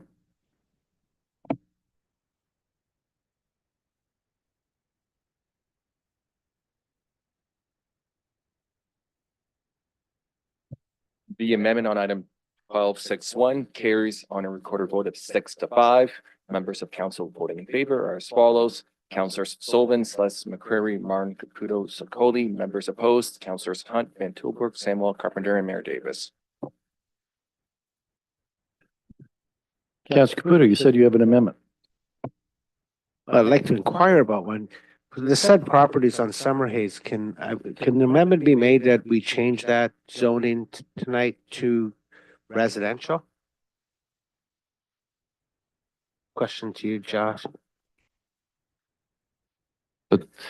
Through the mayor, that change can be made. We would also be looking at an official plan amendment as well.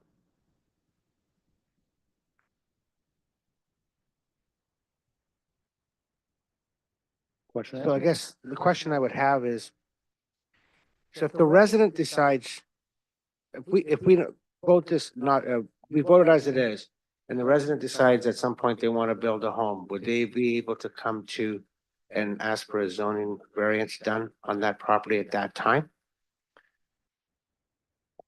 So through the mayor, the planning process would really be to complete an EIS. Right now, if that's a minor zoning bylaw amendment or, because the official plan does allow for modifications to the core natural area, but it would depend on the extent. And really, that's the process that would need to occur to really evaluate this area, right? The OP has gone through a process and identified it as a core natural feature based on, extensive review of this area. As I'd mentioned, there's a number of woodlots and ravines in this area. So there would be the opportunity to review it, but that's really why that EIS would be there to say, okay, we're going to, modify this boundary and outline if the potential is there.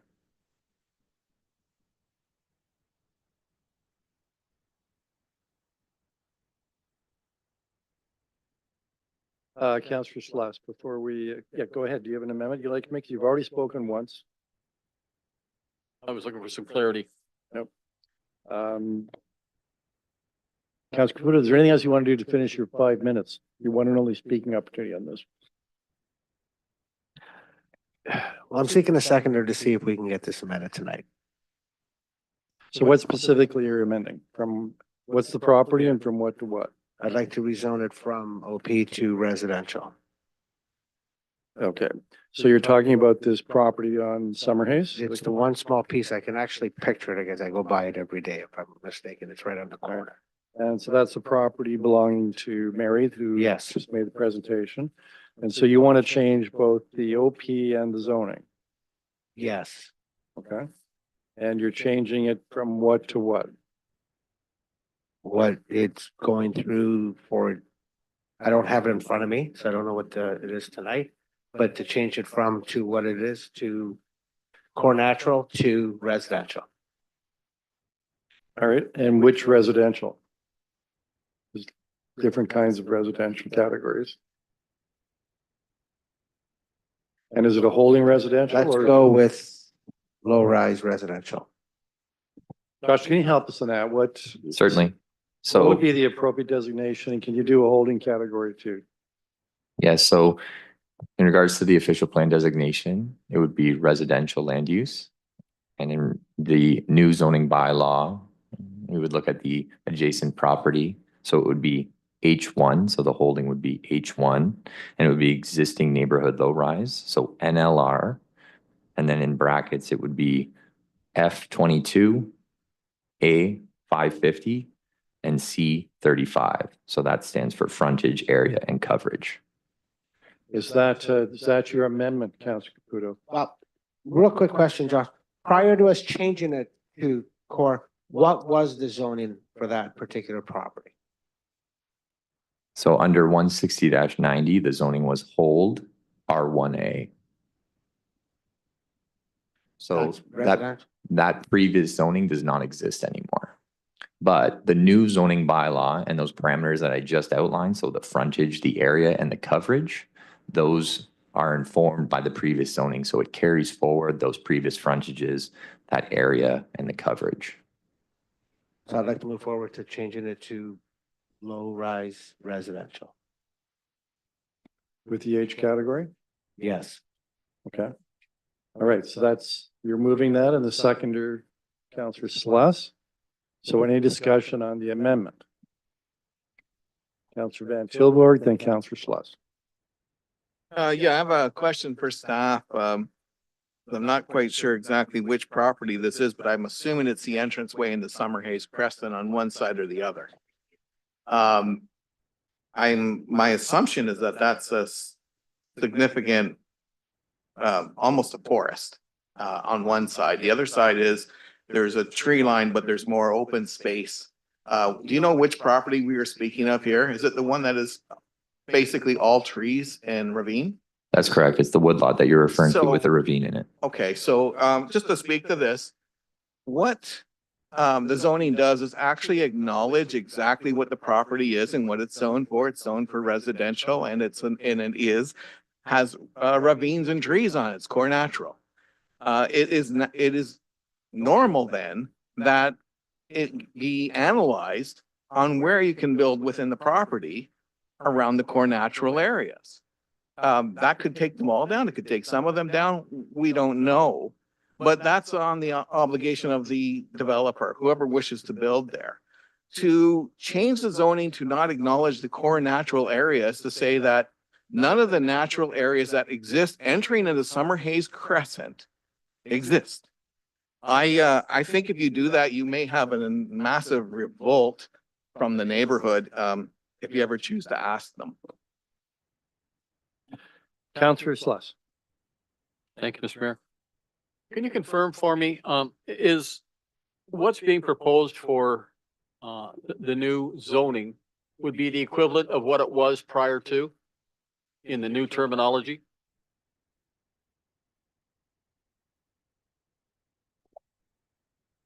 So through the mayor, just to clarify, are you asking about the proposal that's been brought forward by Councillor Caputo, or are you asking Yes. about the current zoning? Yes, I'm asking what's on the floor, the zoning that's being requested through the amendment, is that the equivalent to the old zoning only in new terms? It's the equivalent to the residential zoning. Yes, Yes, it's the equivalent to the NLR residential zoning so it's to the equivalent what it- adjacent lot. It's equivalent to what it was. Correct. Thank you. Okay, I'm going to speak to this amendment. I'm going to vote against it. This is zoning on the fly, where you're not hearing from the neighborhood. You're not really sure what's on the property. You're not even really 100% sure whether the designation is appropriate.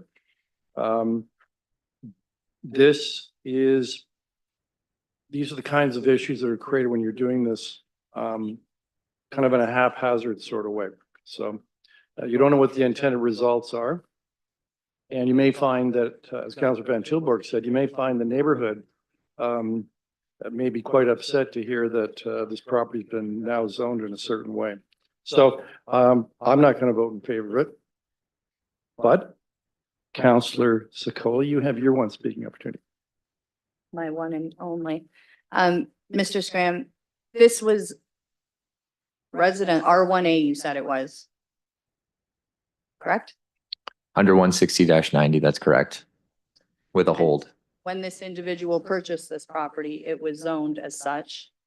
We've gone and changed it. So this is not zoning on the fly. This is just maintaining status quo for this individual or the property that they purchased that was zoned this way. We're just keeping the status quo. So I don't think this is zoning on the fly. I think it's the responsible thing to do.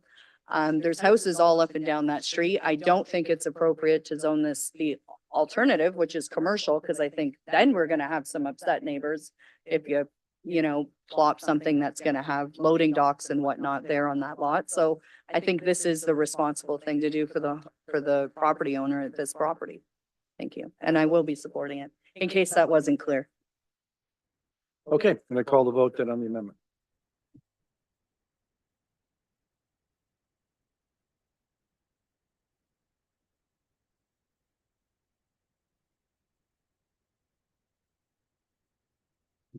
The amendment to item 12.6.1 carries on a recorded vote of 6-5. Members of council vote in favor. Councilors Sullivan, Celeste McCurry, Martin Caputo, Sokoli. Members opposed. Councilors Hunt, Van Tilburg, Samuel Carpenter, and Mayor Davis. Right, any other amendments? All right, I've got a question for staff now, speaking to the comprehensive zoning bylaw. This, what we're dealing with tonight also includes an official plan amendment, does it not, Joshua? OP 11, I think it's described as, That's correct. right? And that applies to a property on Morel Street, I believe 58 Morel Street. That's correct. All right, and it's changing the OP designation from residential to employment. Correct. All right. So members and also the public, this relates to the property that's adjacent to the S.E. Johnson property. This was the property that had been, where the OP designation had been changed to residential. It was then purchased by a builder. And you may recall that there was a problem when S.C. Johnson found out about that and was very concerned the impact that would have on their industrial operations. There was an agreement that we were involved in last year in negotiating that had this property, contemplated this property being transferred by the builder to S.C. Johnson. I can tell you that transfer has in fact taken place. S.C. Johnson's now the owner of that property. And also they've announced, actually it's Queen's Park, and Premier Ford's office announced some very substantive investments they're going to be making in our community, which would not have happened but for the fact that this property is now back into their ownership. The last piece of that settlement with S.C. Johnson required the OP on the property, the official plan designation, to be changed back to employment. And by this bylawing the comprehensive zoning bylaw tonight, does that and accomplishes the last task to be completed in regards to the S.E. Johnson settlement. So that's worth celebrating. Any other comment before I call the vote on the comprehensive zoning bylaw? Councilor Scully. I just had one quick question from a resident. Once we pass this tonight, how quickly can individuals expect this to take effect on their property?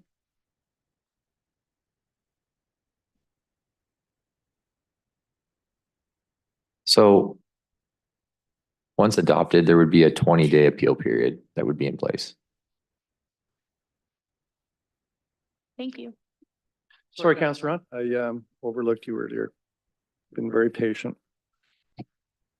Thank you, and through you to Joshua. So I too have had a number of questions about where people's individual properties, what's going to happen to them when we pass this, when and if we pass this new zoning bylaw. So I'm wondering if you can speak to, so the 20-day appeal period, is that, because I understand we had something like 600 site-specific amendments that we did go through. So if we have residents or businesses now that are not happy with what this zoning is going to do to their property, do they have to appeal within the 20 days, or is there an opportunity to change the zoning through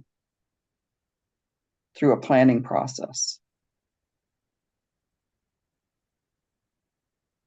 So through the mayor, they would need to appeal within that 20-day period. So that would be the process for all those site specifics if they had concerns. Okay, so so basically, are we expecting a flood of appeals within 20 days of today?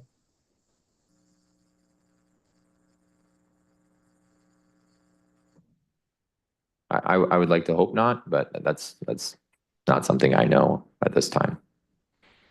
Okay, so that's really their only opportunity. Once the 20-day appeal period passes, then the way their property is zoned in this new zoning bylaw is the way that it's going to be.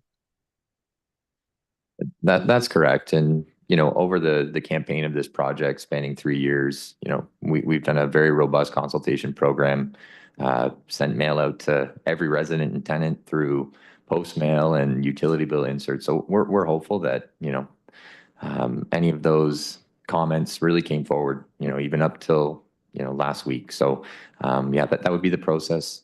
Beyond that, they would need to go through a formal planning process to, rezone their property or amend a provision of the zoning bylaw. Okay, thank you. All right, not seeing any other speakers, so I'll call the vote on the comprehensive zoning bylaw as amended tonight.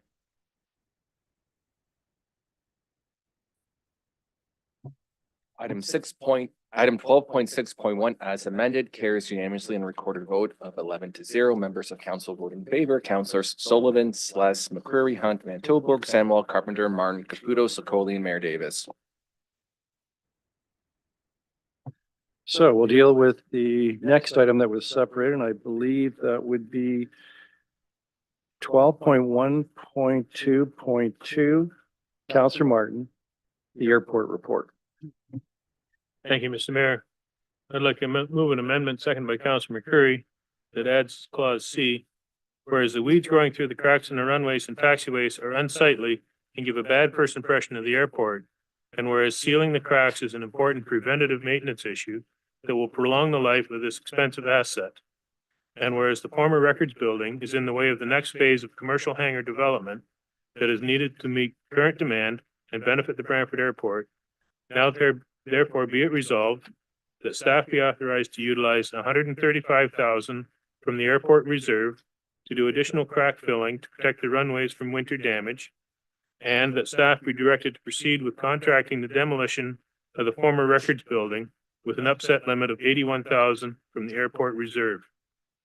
And just speaking to this, the crack filling, unfortunately, we got way behind at the airport on crack filling. We need the extra money to try and catch up.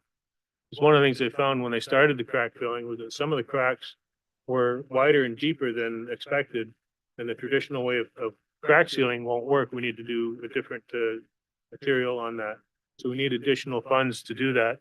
And I'm recommending the funds come from the airport reserve. I think that's appropriately placed to fund it.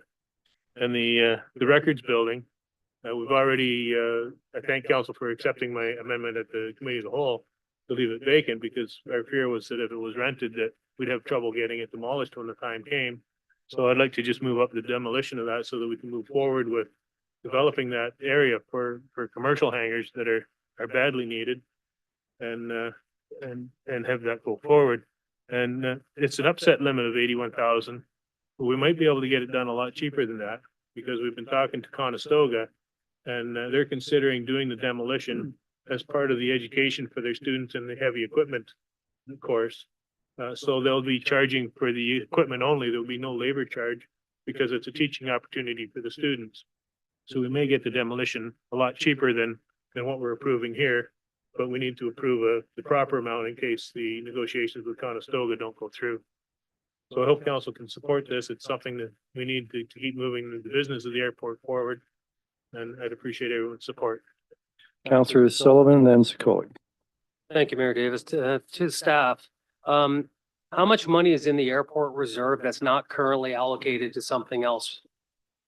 So through the chair to Councillor Sullivan, approximately $740,000 unallocated in the reserve as of today. Okay, thank you. Councillor Sokoli. He stole my question. I was gonna ask if money started growing on trees in the airport reserve, because it seems like every meeting we have something coming from the airport, but I guess I'll just ask the manager of real estate. Is this required at this time? Through the chair to Councillor Sokoli, in my opinion, it is. The crack filling at the airport is something that sort of was left by the wayside for many years. And we're essentially playing catch up. And we do have a capital budget to continue to maintain that moving forward, but we do have to play catch up and we believe that this will get us there. Okay, so when we see a lot of items coming up frequently from the airport, that's just us playing catch up with something that's kind of been neglected for some time. Is that So in this correct specific instance, it is. assumption? Okay, thank you. Councilor Carpenter? Thank you. Mr. Petro, who does the work on the airport?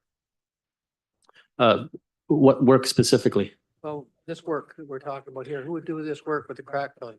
So it was put out to an RFP and the contract was awarded to a company that's currently working on it right now.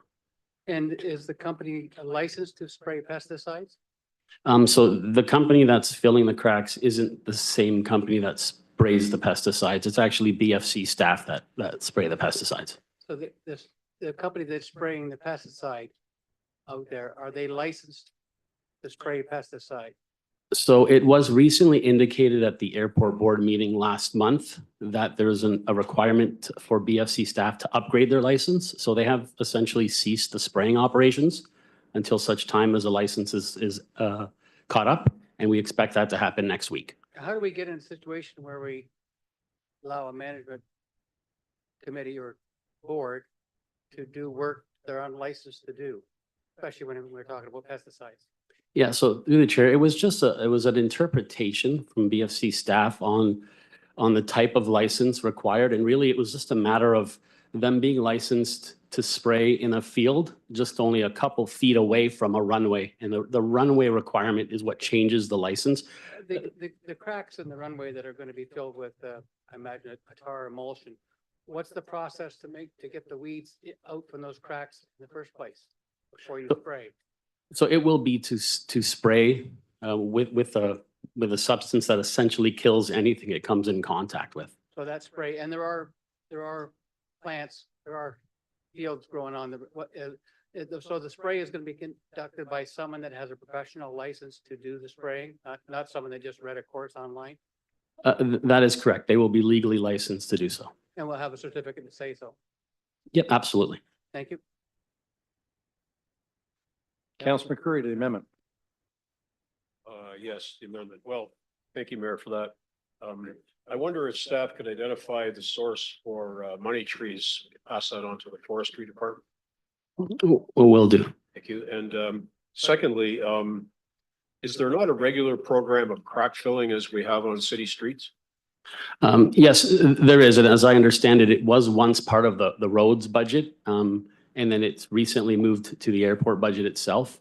And we do have $50,000 budgeted every year to get on top of it and stay on top of it. Okay, good show. So could you describe what we will do differently to ensure that that happens more regularly? Yeah, it's just a matter of staying on top of it. And as long as I'm in this position and I'm afforded the opportunity to be involved, I'll make sure it happens. And the folks in facilities are great and we'll stay on it.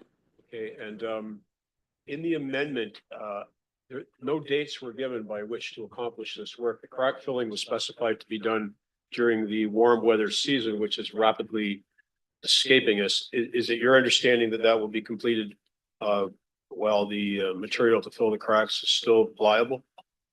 So the soonest we could get this done in a perfect scenario would be next year in the spring. Okay, I believe this arose with the board, so I presume that they're cognizant of that. Now, with respect to the demolition, is your understanding that that's of a timely nature, Mr. Petro?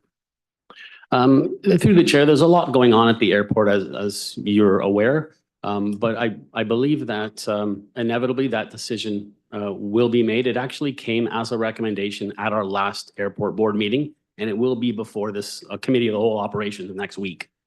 And may I suggest before you make arrangements to pay for the demolition, perhaps you should contact the fire chief and see if the building may be of interest to him. Absolutely. Thank you. So no further hands, we'll call the vote on this.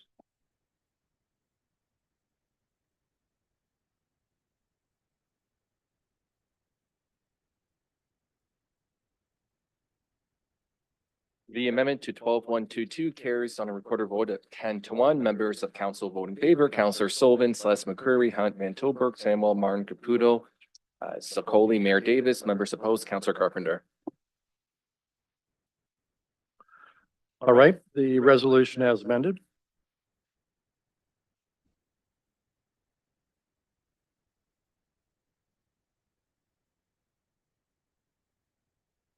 Twelve one two two as amended carries on a recorded vote of 10-1. Members of council vote in favor. Councillor Sullivan, Celeste McCreary, Hunt, Van Tilburg, Samuel, Martin, Caputo, Sakoli, Mayor Davis. Members opposed, Councillor Carpenter.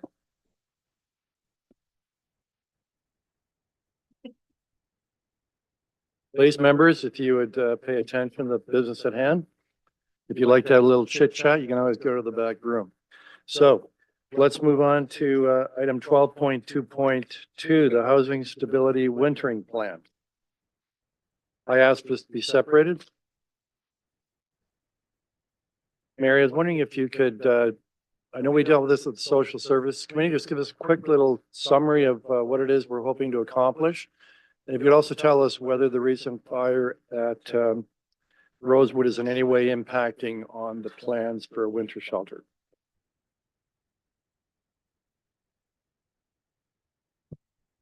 Good evening, Mary Musson, Senior Director of Community Services and Social Development. Absolutely, through the chair to you, Mr. Mayor. With this report for the winter sheltering plan, what staff is hoping to accomplish is to have a winter shelter that will accommodate up to 40 people through the winter sheltering months. So from November 1st until April 1st of 2025. What we are hoping to do is this will give a safe space for vulnerable individuals to go to overnight if they cannot be accepted into the emergency sheltering system with current providers, and will provide an overflow, especially during cold weather alerts and whenever there is inclement weather. With the current fire at Rosewood House, right now it is too early to say if the fire will have an impact sheltering plan. We will have more information in the upcoming weeks on the whole impact. What I can share about the fire at Rosewood is that 39 individuals were impacted by the fire. Right now, all clients are accounted for. 27 are being housed in motels, and this is through Rosewood House's insurance. 7 individuals have actually been successfully diverted out of the emergency sheltering system, and they are now safely staying with friends or family. 1 individual has been successfully housed, and 3 people have transitioned to other shelters. Only 1 person has declined services, and at any time they are welcome to get services. All they would have to do is contact SOAR Community Services intake line, and they will be referred back. Right now, the coordinated access system is doing a fantastic job, and all of the community providers have really rallied around Rosewood House. SOAR's Housing Resource Center has been providing support, as well as the Salvation Army Booth Center. They have worked out an arrangement with Rosewood House to provide meals to individuals.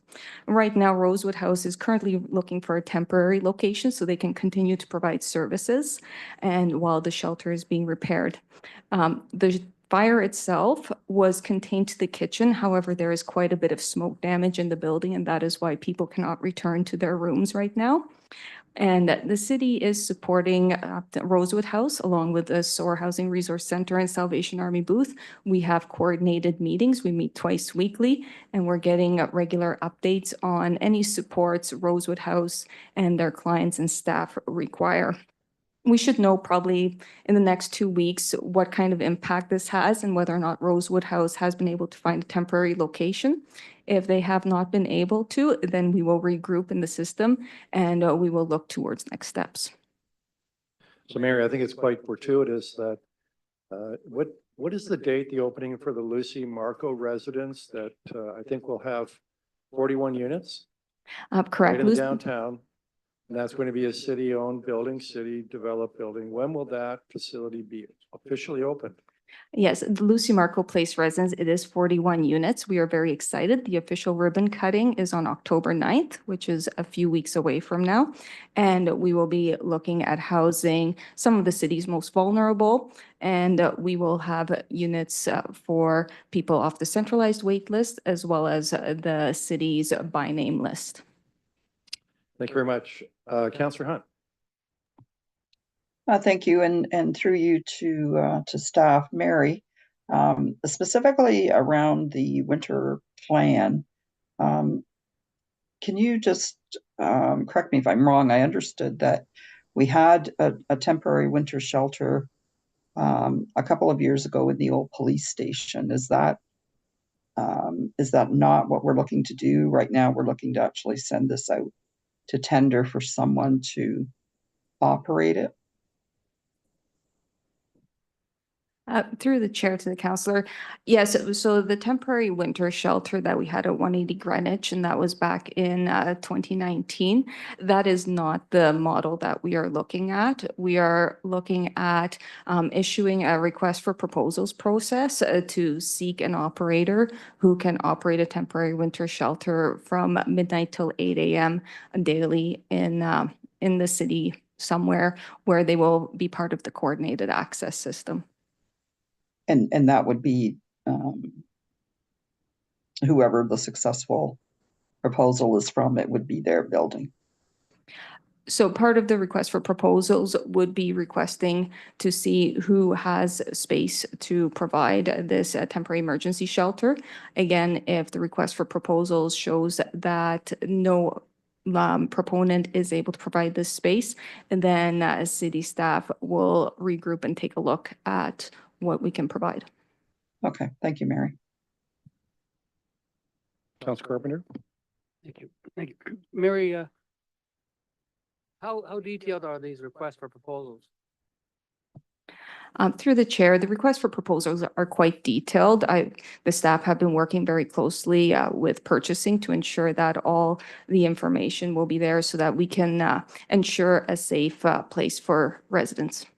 Would that be something I could get a digital copy of? Through the chair, I would have to double check with purchasing. The request for proposal itself will be a public document. However, the submissions will not be. And now, when we're looking for people to the winter shelters, does that mean they get to stay there in the night and they're kicked out in the morning? So through the chair, while the actual winter shelter will only operate from midnight till 8 a.m., what the intent of the request for proposal will be is that anyone who is sleeping there will be connected into the emergency sheltering system at 8 a.m. So if they need further supports, such as housing resource center supports or repatriation to family or friends, then that connection will be made by the winter shelter staff before they're discharged in the morning. And what security do we offer the neighborhood communities that surrounded these locations where these winter shelters are? So that when the homeless are then put out on the street at 8 o'clock in the morning, that we've seen what's happened in the downtown core when that exists. What kind of security are we going to provide to make sure we don't see the neighborhood damaged or destroyed? So through the chair, the security will actually be part of the request for proposal process, and it will be evaluated through the evaluation on what kind of security the proponent can provide. Okay, thank you. Thank you, Mr. Mayor. Councilor McCreary. Mayor, thank you very much. Through you to staff. With respect to the wintering plan, who is the lead agency for determining the issuances of cold alerts and making action plans with respect to how folks are taken out of the cold and life saved in some circumstances? Through you, Mr. Chair, Brian Hutchings, CEO, the health unit is the lead agency to identify the cold alert and heat alerts in the city of Brantford and County of Brant. And have they provided us with adequate direction with respect to the details of how those alerts get put into effect and how that helps people in the community? We've been asking for those for quite some time and received a draft document about on September 2nd. And we reviewed and provided our feedback. We still have a fair distance to go to get accurate direction and information from the health unit. So would it be a stretch to say that they have been less than forthcoming with information that we could use to better serve the vulnerable population? It would be nice to get a leadership position from the health unit on the issue on heat and cold alerts.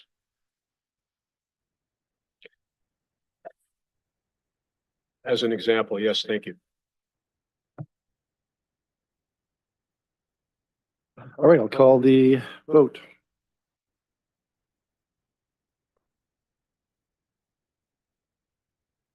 Item 12.2.2 carries unanimously on a recorded vote. Members of council voting in favor, Councillor Sullivan, Celeste McCreary, Hunt, Van Tilburg, Samuel, Carpenter, Martin, Caputo, Sokoli, Mayor Davis.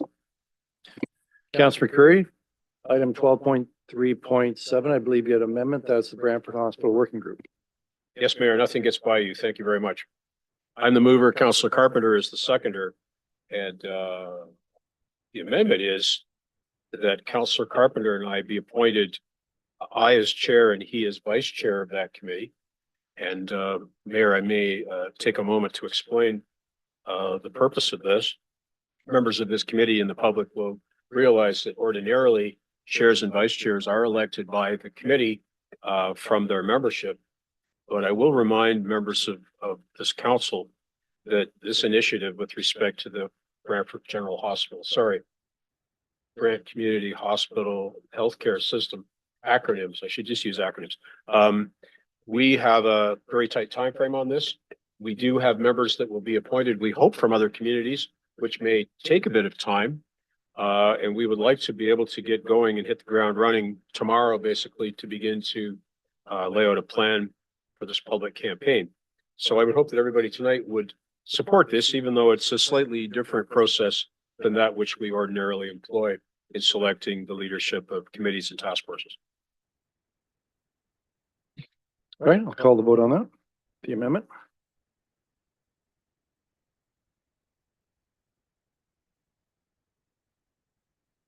The amendment to item 12.3.7 carries unanimously on a recorded vote. Members of council vote in favor, Councillor Sullivan, Celeste McCreary, Hunt, Van Tilburg, Samuel, Carpenter, Martin, Caputo, Sokoli, and Mayor Davis. And now the vote on the resolution as amended. Mayor, a point of order, there's a second amendment. Sorry, didn't realize you had a second. Go ahead. And again, it's seconded by Councillor Carpenter, and it amends the resolution as amended so far. Item 12.3.7 of the Committee of the Whole Planning and Admin Report be amended by establishing quorum as 4 members. And in a similar vein, Mayor, we have asked other communities to appoint members. We're not sure of the timing of that, or if in fact those folks will buy into this program. Quorum of 4 will allow us to proceed, we believe, even though there may not be full participation. All right, so with these amendments, you haven't kicked me off the committee, have you? Would we do that? Yeah. All right, we'll call the vote on the amendment.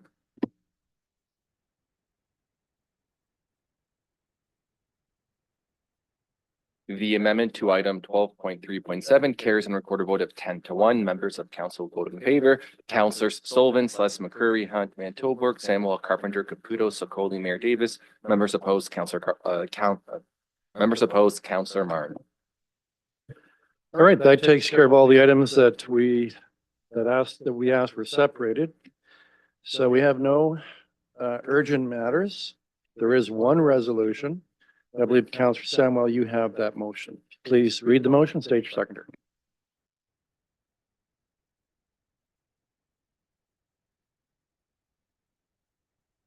Mr. Mayor, is me listed as the mover for that one? Yep, okay, go ahead if you can read it. Maybe Councillor Samuel will second it.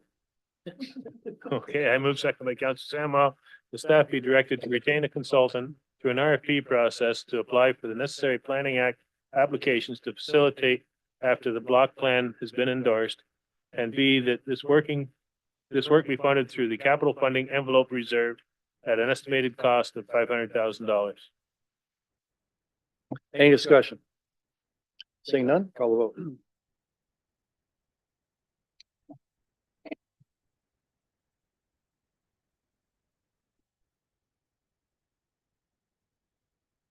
Item 14.1 carries unanimously on a recorded vote of 11-0. Members of council vote in favor. Councilors Sullivan, Celeste, McCurry, Hunt, Van Tilburg, Samwell, Carpenter, Martin, Caputo, Sokoli, and Mayor Davis. All right, so we have no notice of motion, and the next notice of motion deadline is Thursday, September 26th at 9 a.m. So bylaws, first and second reading. I think I can count on this being right, that it's Councilor Caputo who's going to be moving first and second reading of the bylaws. Yes, moved by myself and seconded by my ward mate. Bylaw 119-2024, bylaw to amend bylaw 144-88, being a bylaw to regulate parking in the city of Brantford.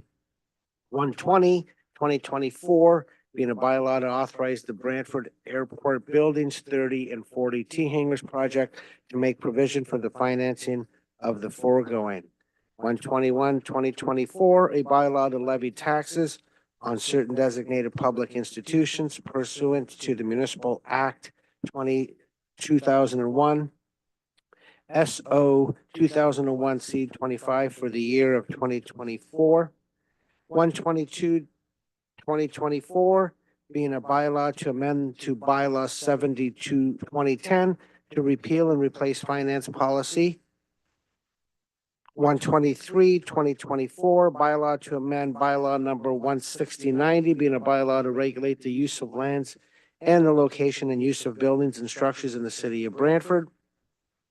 124-2024, being a bylaw to regulate the use of lands and the location, erecting, and use of buildings and structures in the city of Brantford, and to repeal certain zoning bylaws. 125-2024, being a bylaw to adapt amendment number 11 to the city of Brantford official plan, envisioning our city. 126-2024, being a bylaw to approve the sale of lands municipally known as 90 Terrace Hill in the city of Brantford.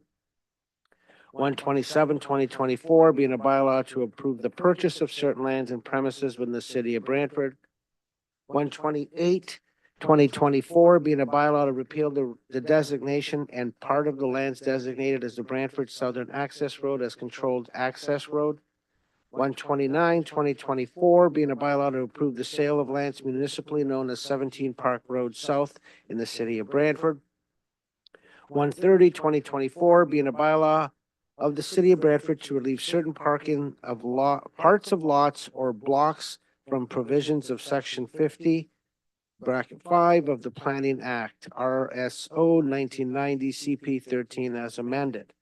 131-2024, being a bylaw of the city of Brantford to relieve certain parts of lots or blocks of the provisions of sections 50, bracket 5 of the Planning Act, RSO 1990 CP 13 as amended.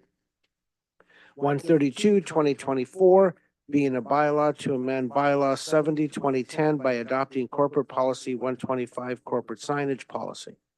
133-2024, bylaw to confirm the proceedings of the Council of the Corporation of the City of Brantford with respect to the meeting held on September 24th, 2024.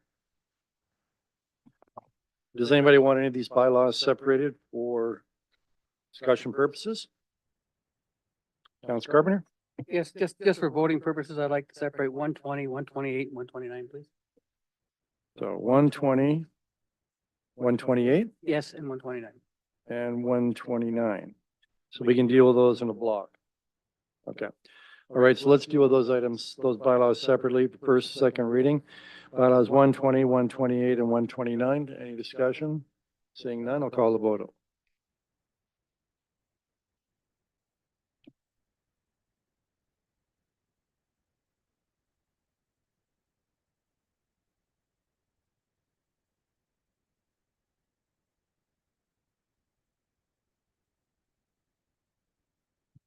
The first and second reading of bylaws 120, 128, and 129 carries on a recorded vote of 10-1. Members of council vote in favor. Councilors Sullivan, Celeste, McCurry, Hunt, Van Tilburg, Samuel, Martin, Caputo, Sokoli, Mayor Davis. Members opposed, Councilor Carpenter.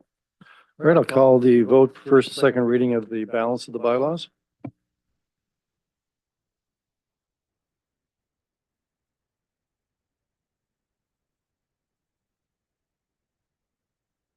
The first and second reading of the remaining bylaws carries on recorded vote of 11-0. Members of council voting in favor, councilors Van Tilburg, Samuel, Hunt, Carpenter, McCreary, Martin, Celeste, Caputo, Sullivan, Sokoli, and Mayor Davis. All right, Councillor Sluss, I believe you've had the resolution for third and final reading.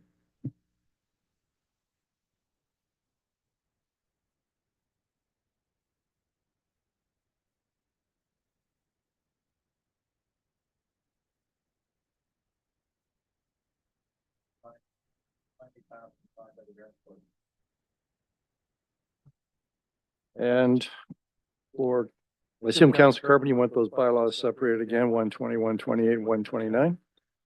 All right, let's deal with those first. Any discussion? Seeing none, I'll call the vote. Third reading bylaws 120, 128, and 129.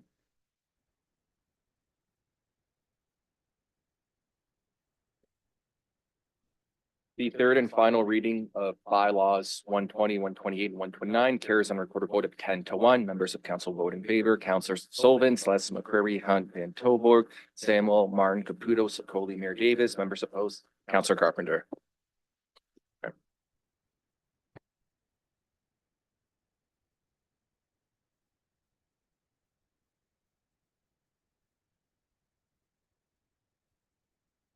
Third reading the balance of bylaws, please.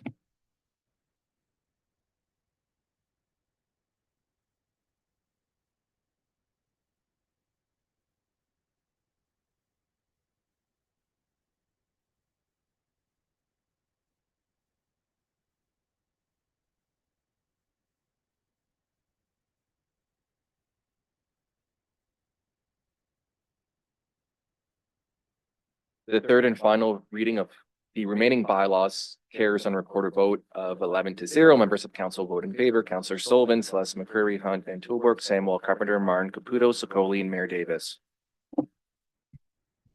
All right, so while the clerk and I are signing the bylaws, we'll do ward announcements, starting with Councilor Sokoli, Ward 1. Catching me off guard. Not too much going on this month, but I do want to take this opportunity and say happy Thanksgiving to everyone out there. And Truth and Reconciliation Day is coming up. It's not just a day off work. So make sure that you do take a second and recognize and acknowledge why we're all off on September 30th. Thank you, everyone. Councilor Van Tilburg.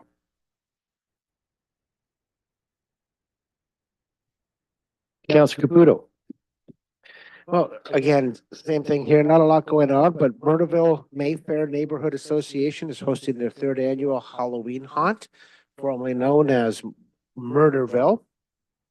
And as for Brant Station, a very active neighborhood association, had a very successful summer with Movie in the Park, art workshops, and Chalk the Walk. And with Chalk the Walk, it was very successful as they received extremely, had some great, beautiful artwork that was created through it. Other than that, not much happening. Thanks. Councilor Carpenter.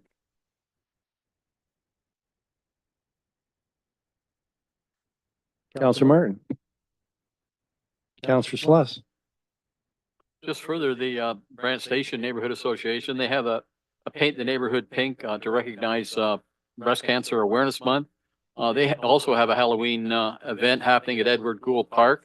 They had over 300 there last year and expecting at least that again this year. And coming up is also will be their Dungeons and Dragons event, and this will be their first major event for their local youth rep. Thank you, Mr. Mayor. Oh, sorry, and one further. This Saturday, the 28th, is the home opener in Brantford for the Brantford Bulldogs. It's 7 o'clock. I think folks should get there a little early because I think the mayor's going to do something neat out front. Flag raising 5:45. Thank Square you. Right in front. Well, we're saying another time in case somebody forgot. I would encourage the attendees to get out front and cheer the flag going up. Yes. Thank you. Councilor Hunt. First, I just wanted to acknowledge the Brandland Neighborhood Association, who just wrapped up another successful baseball season with a banquet on Saturday night that I was pleased to attend. Their volleyball season will start Sunday after Thanksgiving, and also wanted to wish everyone a happy Thanksgiving.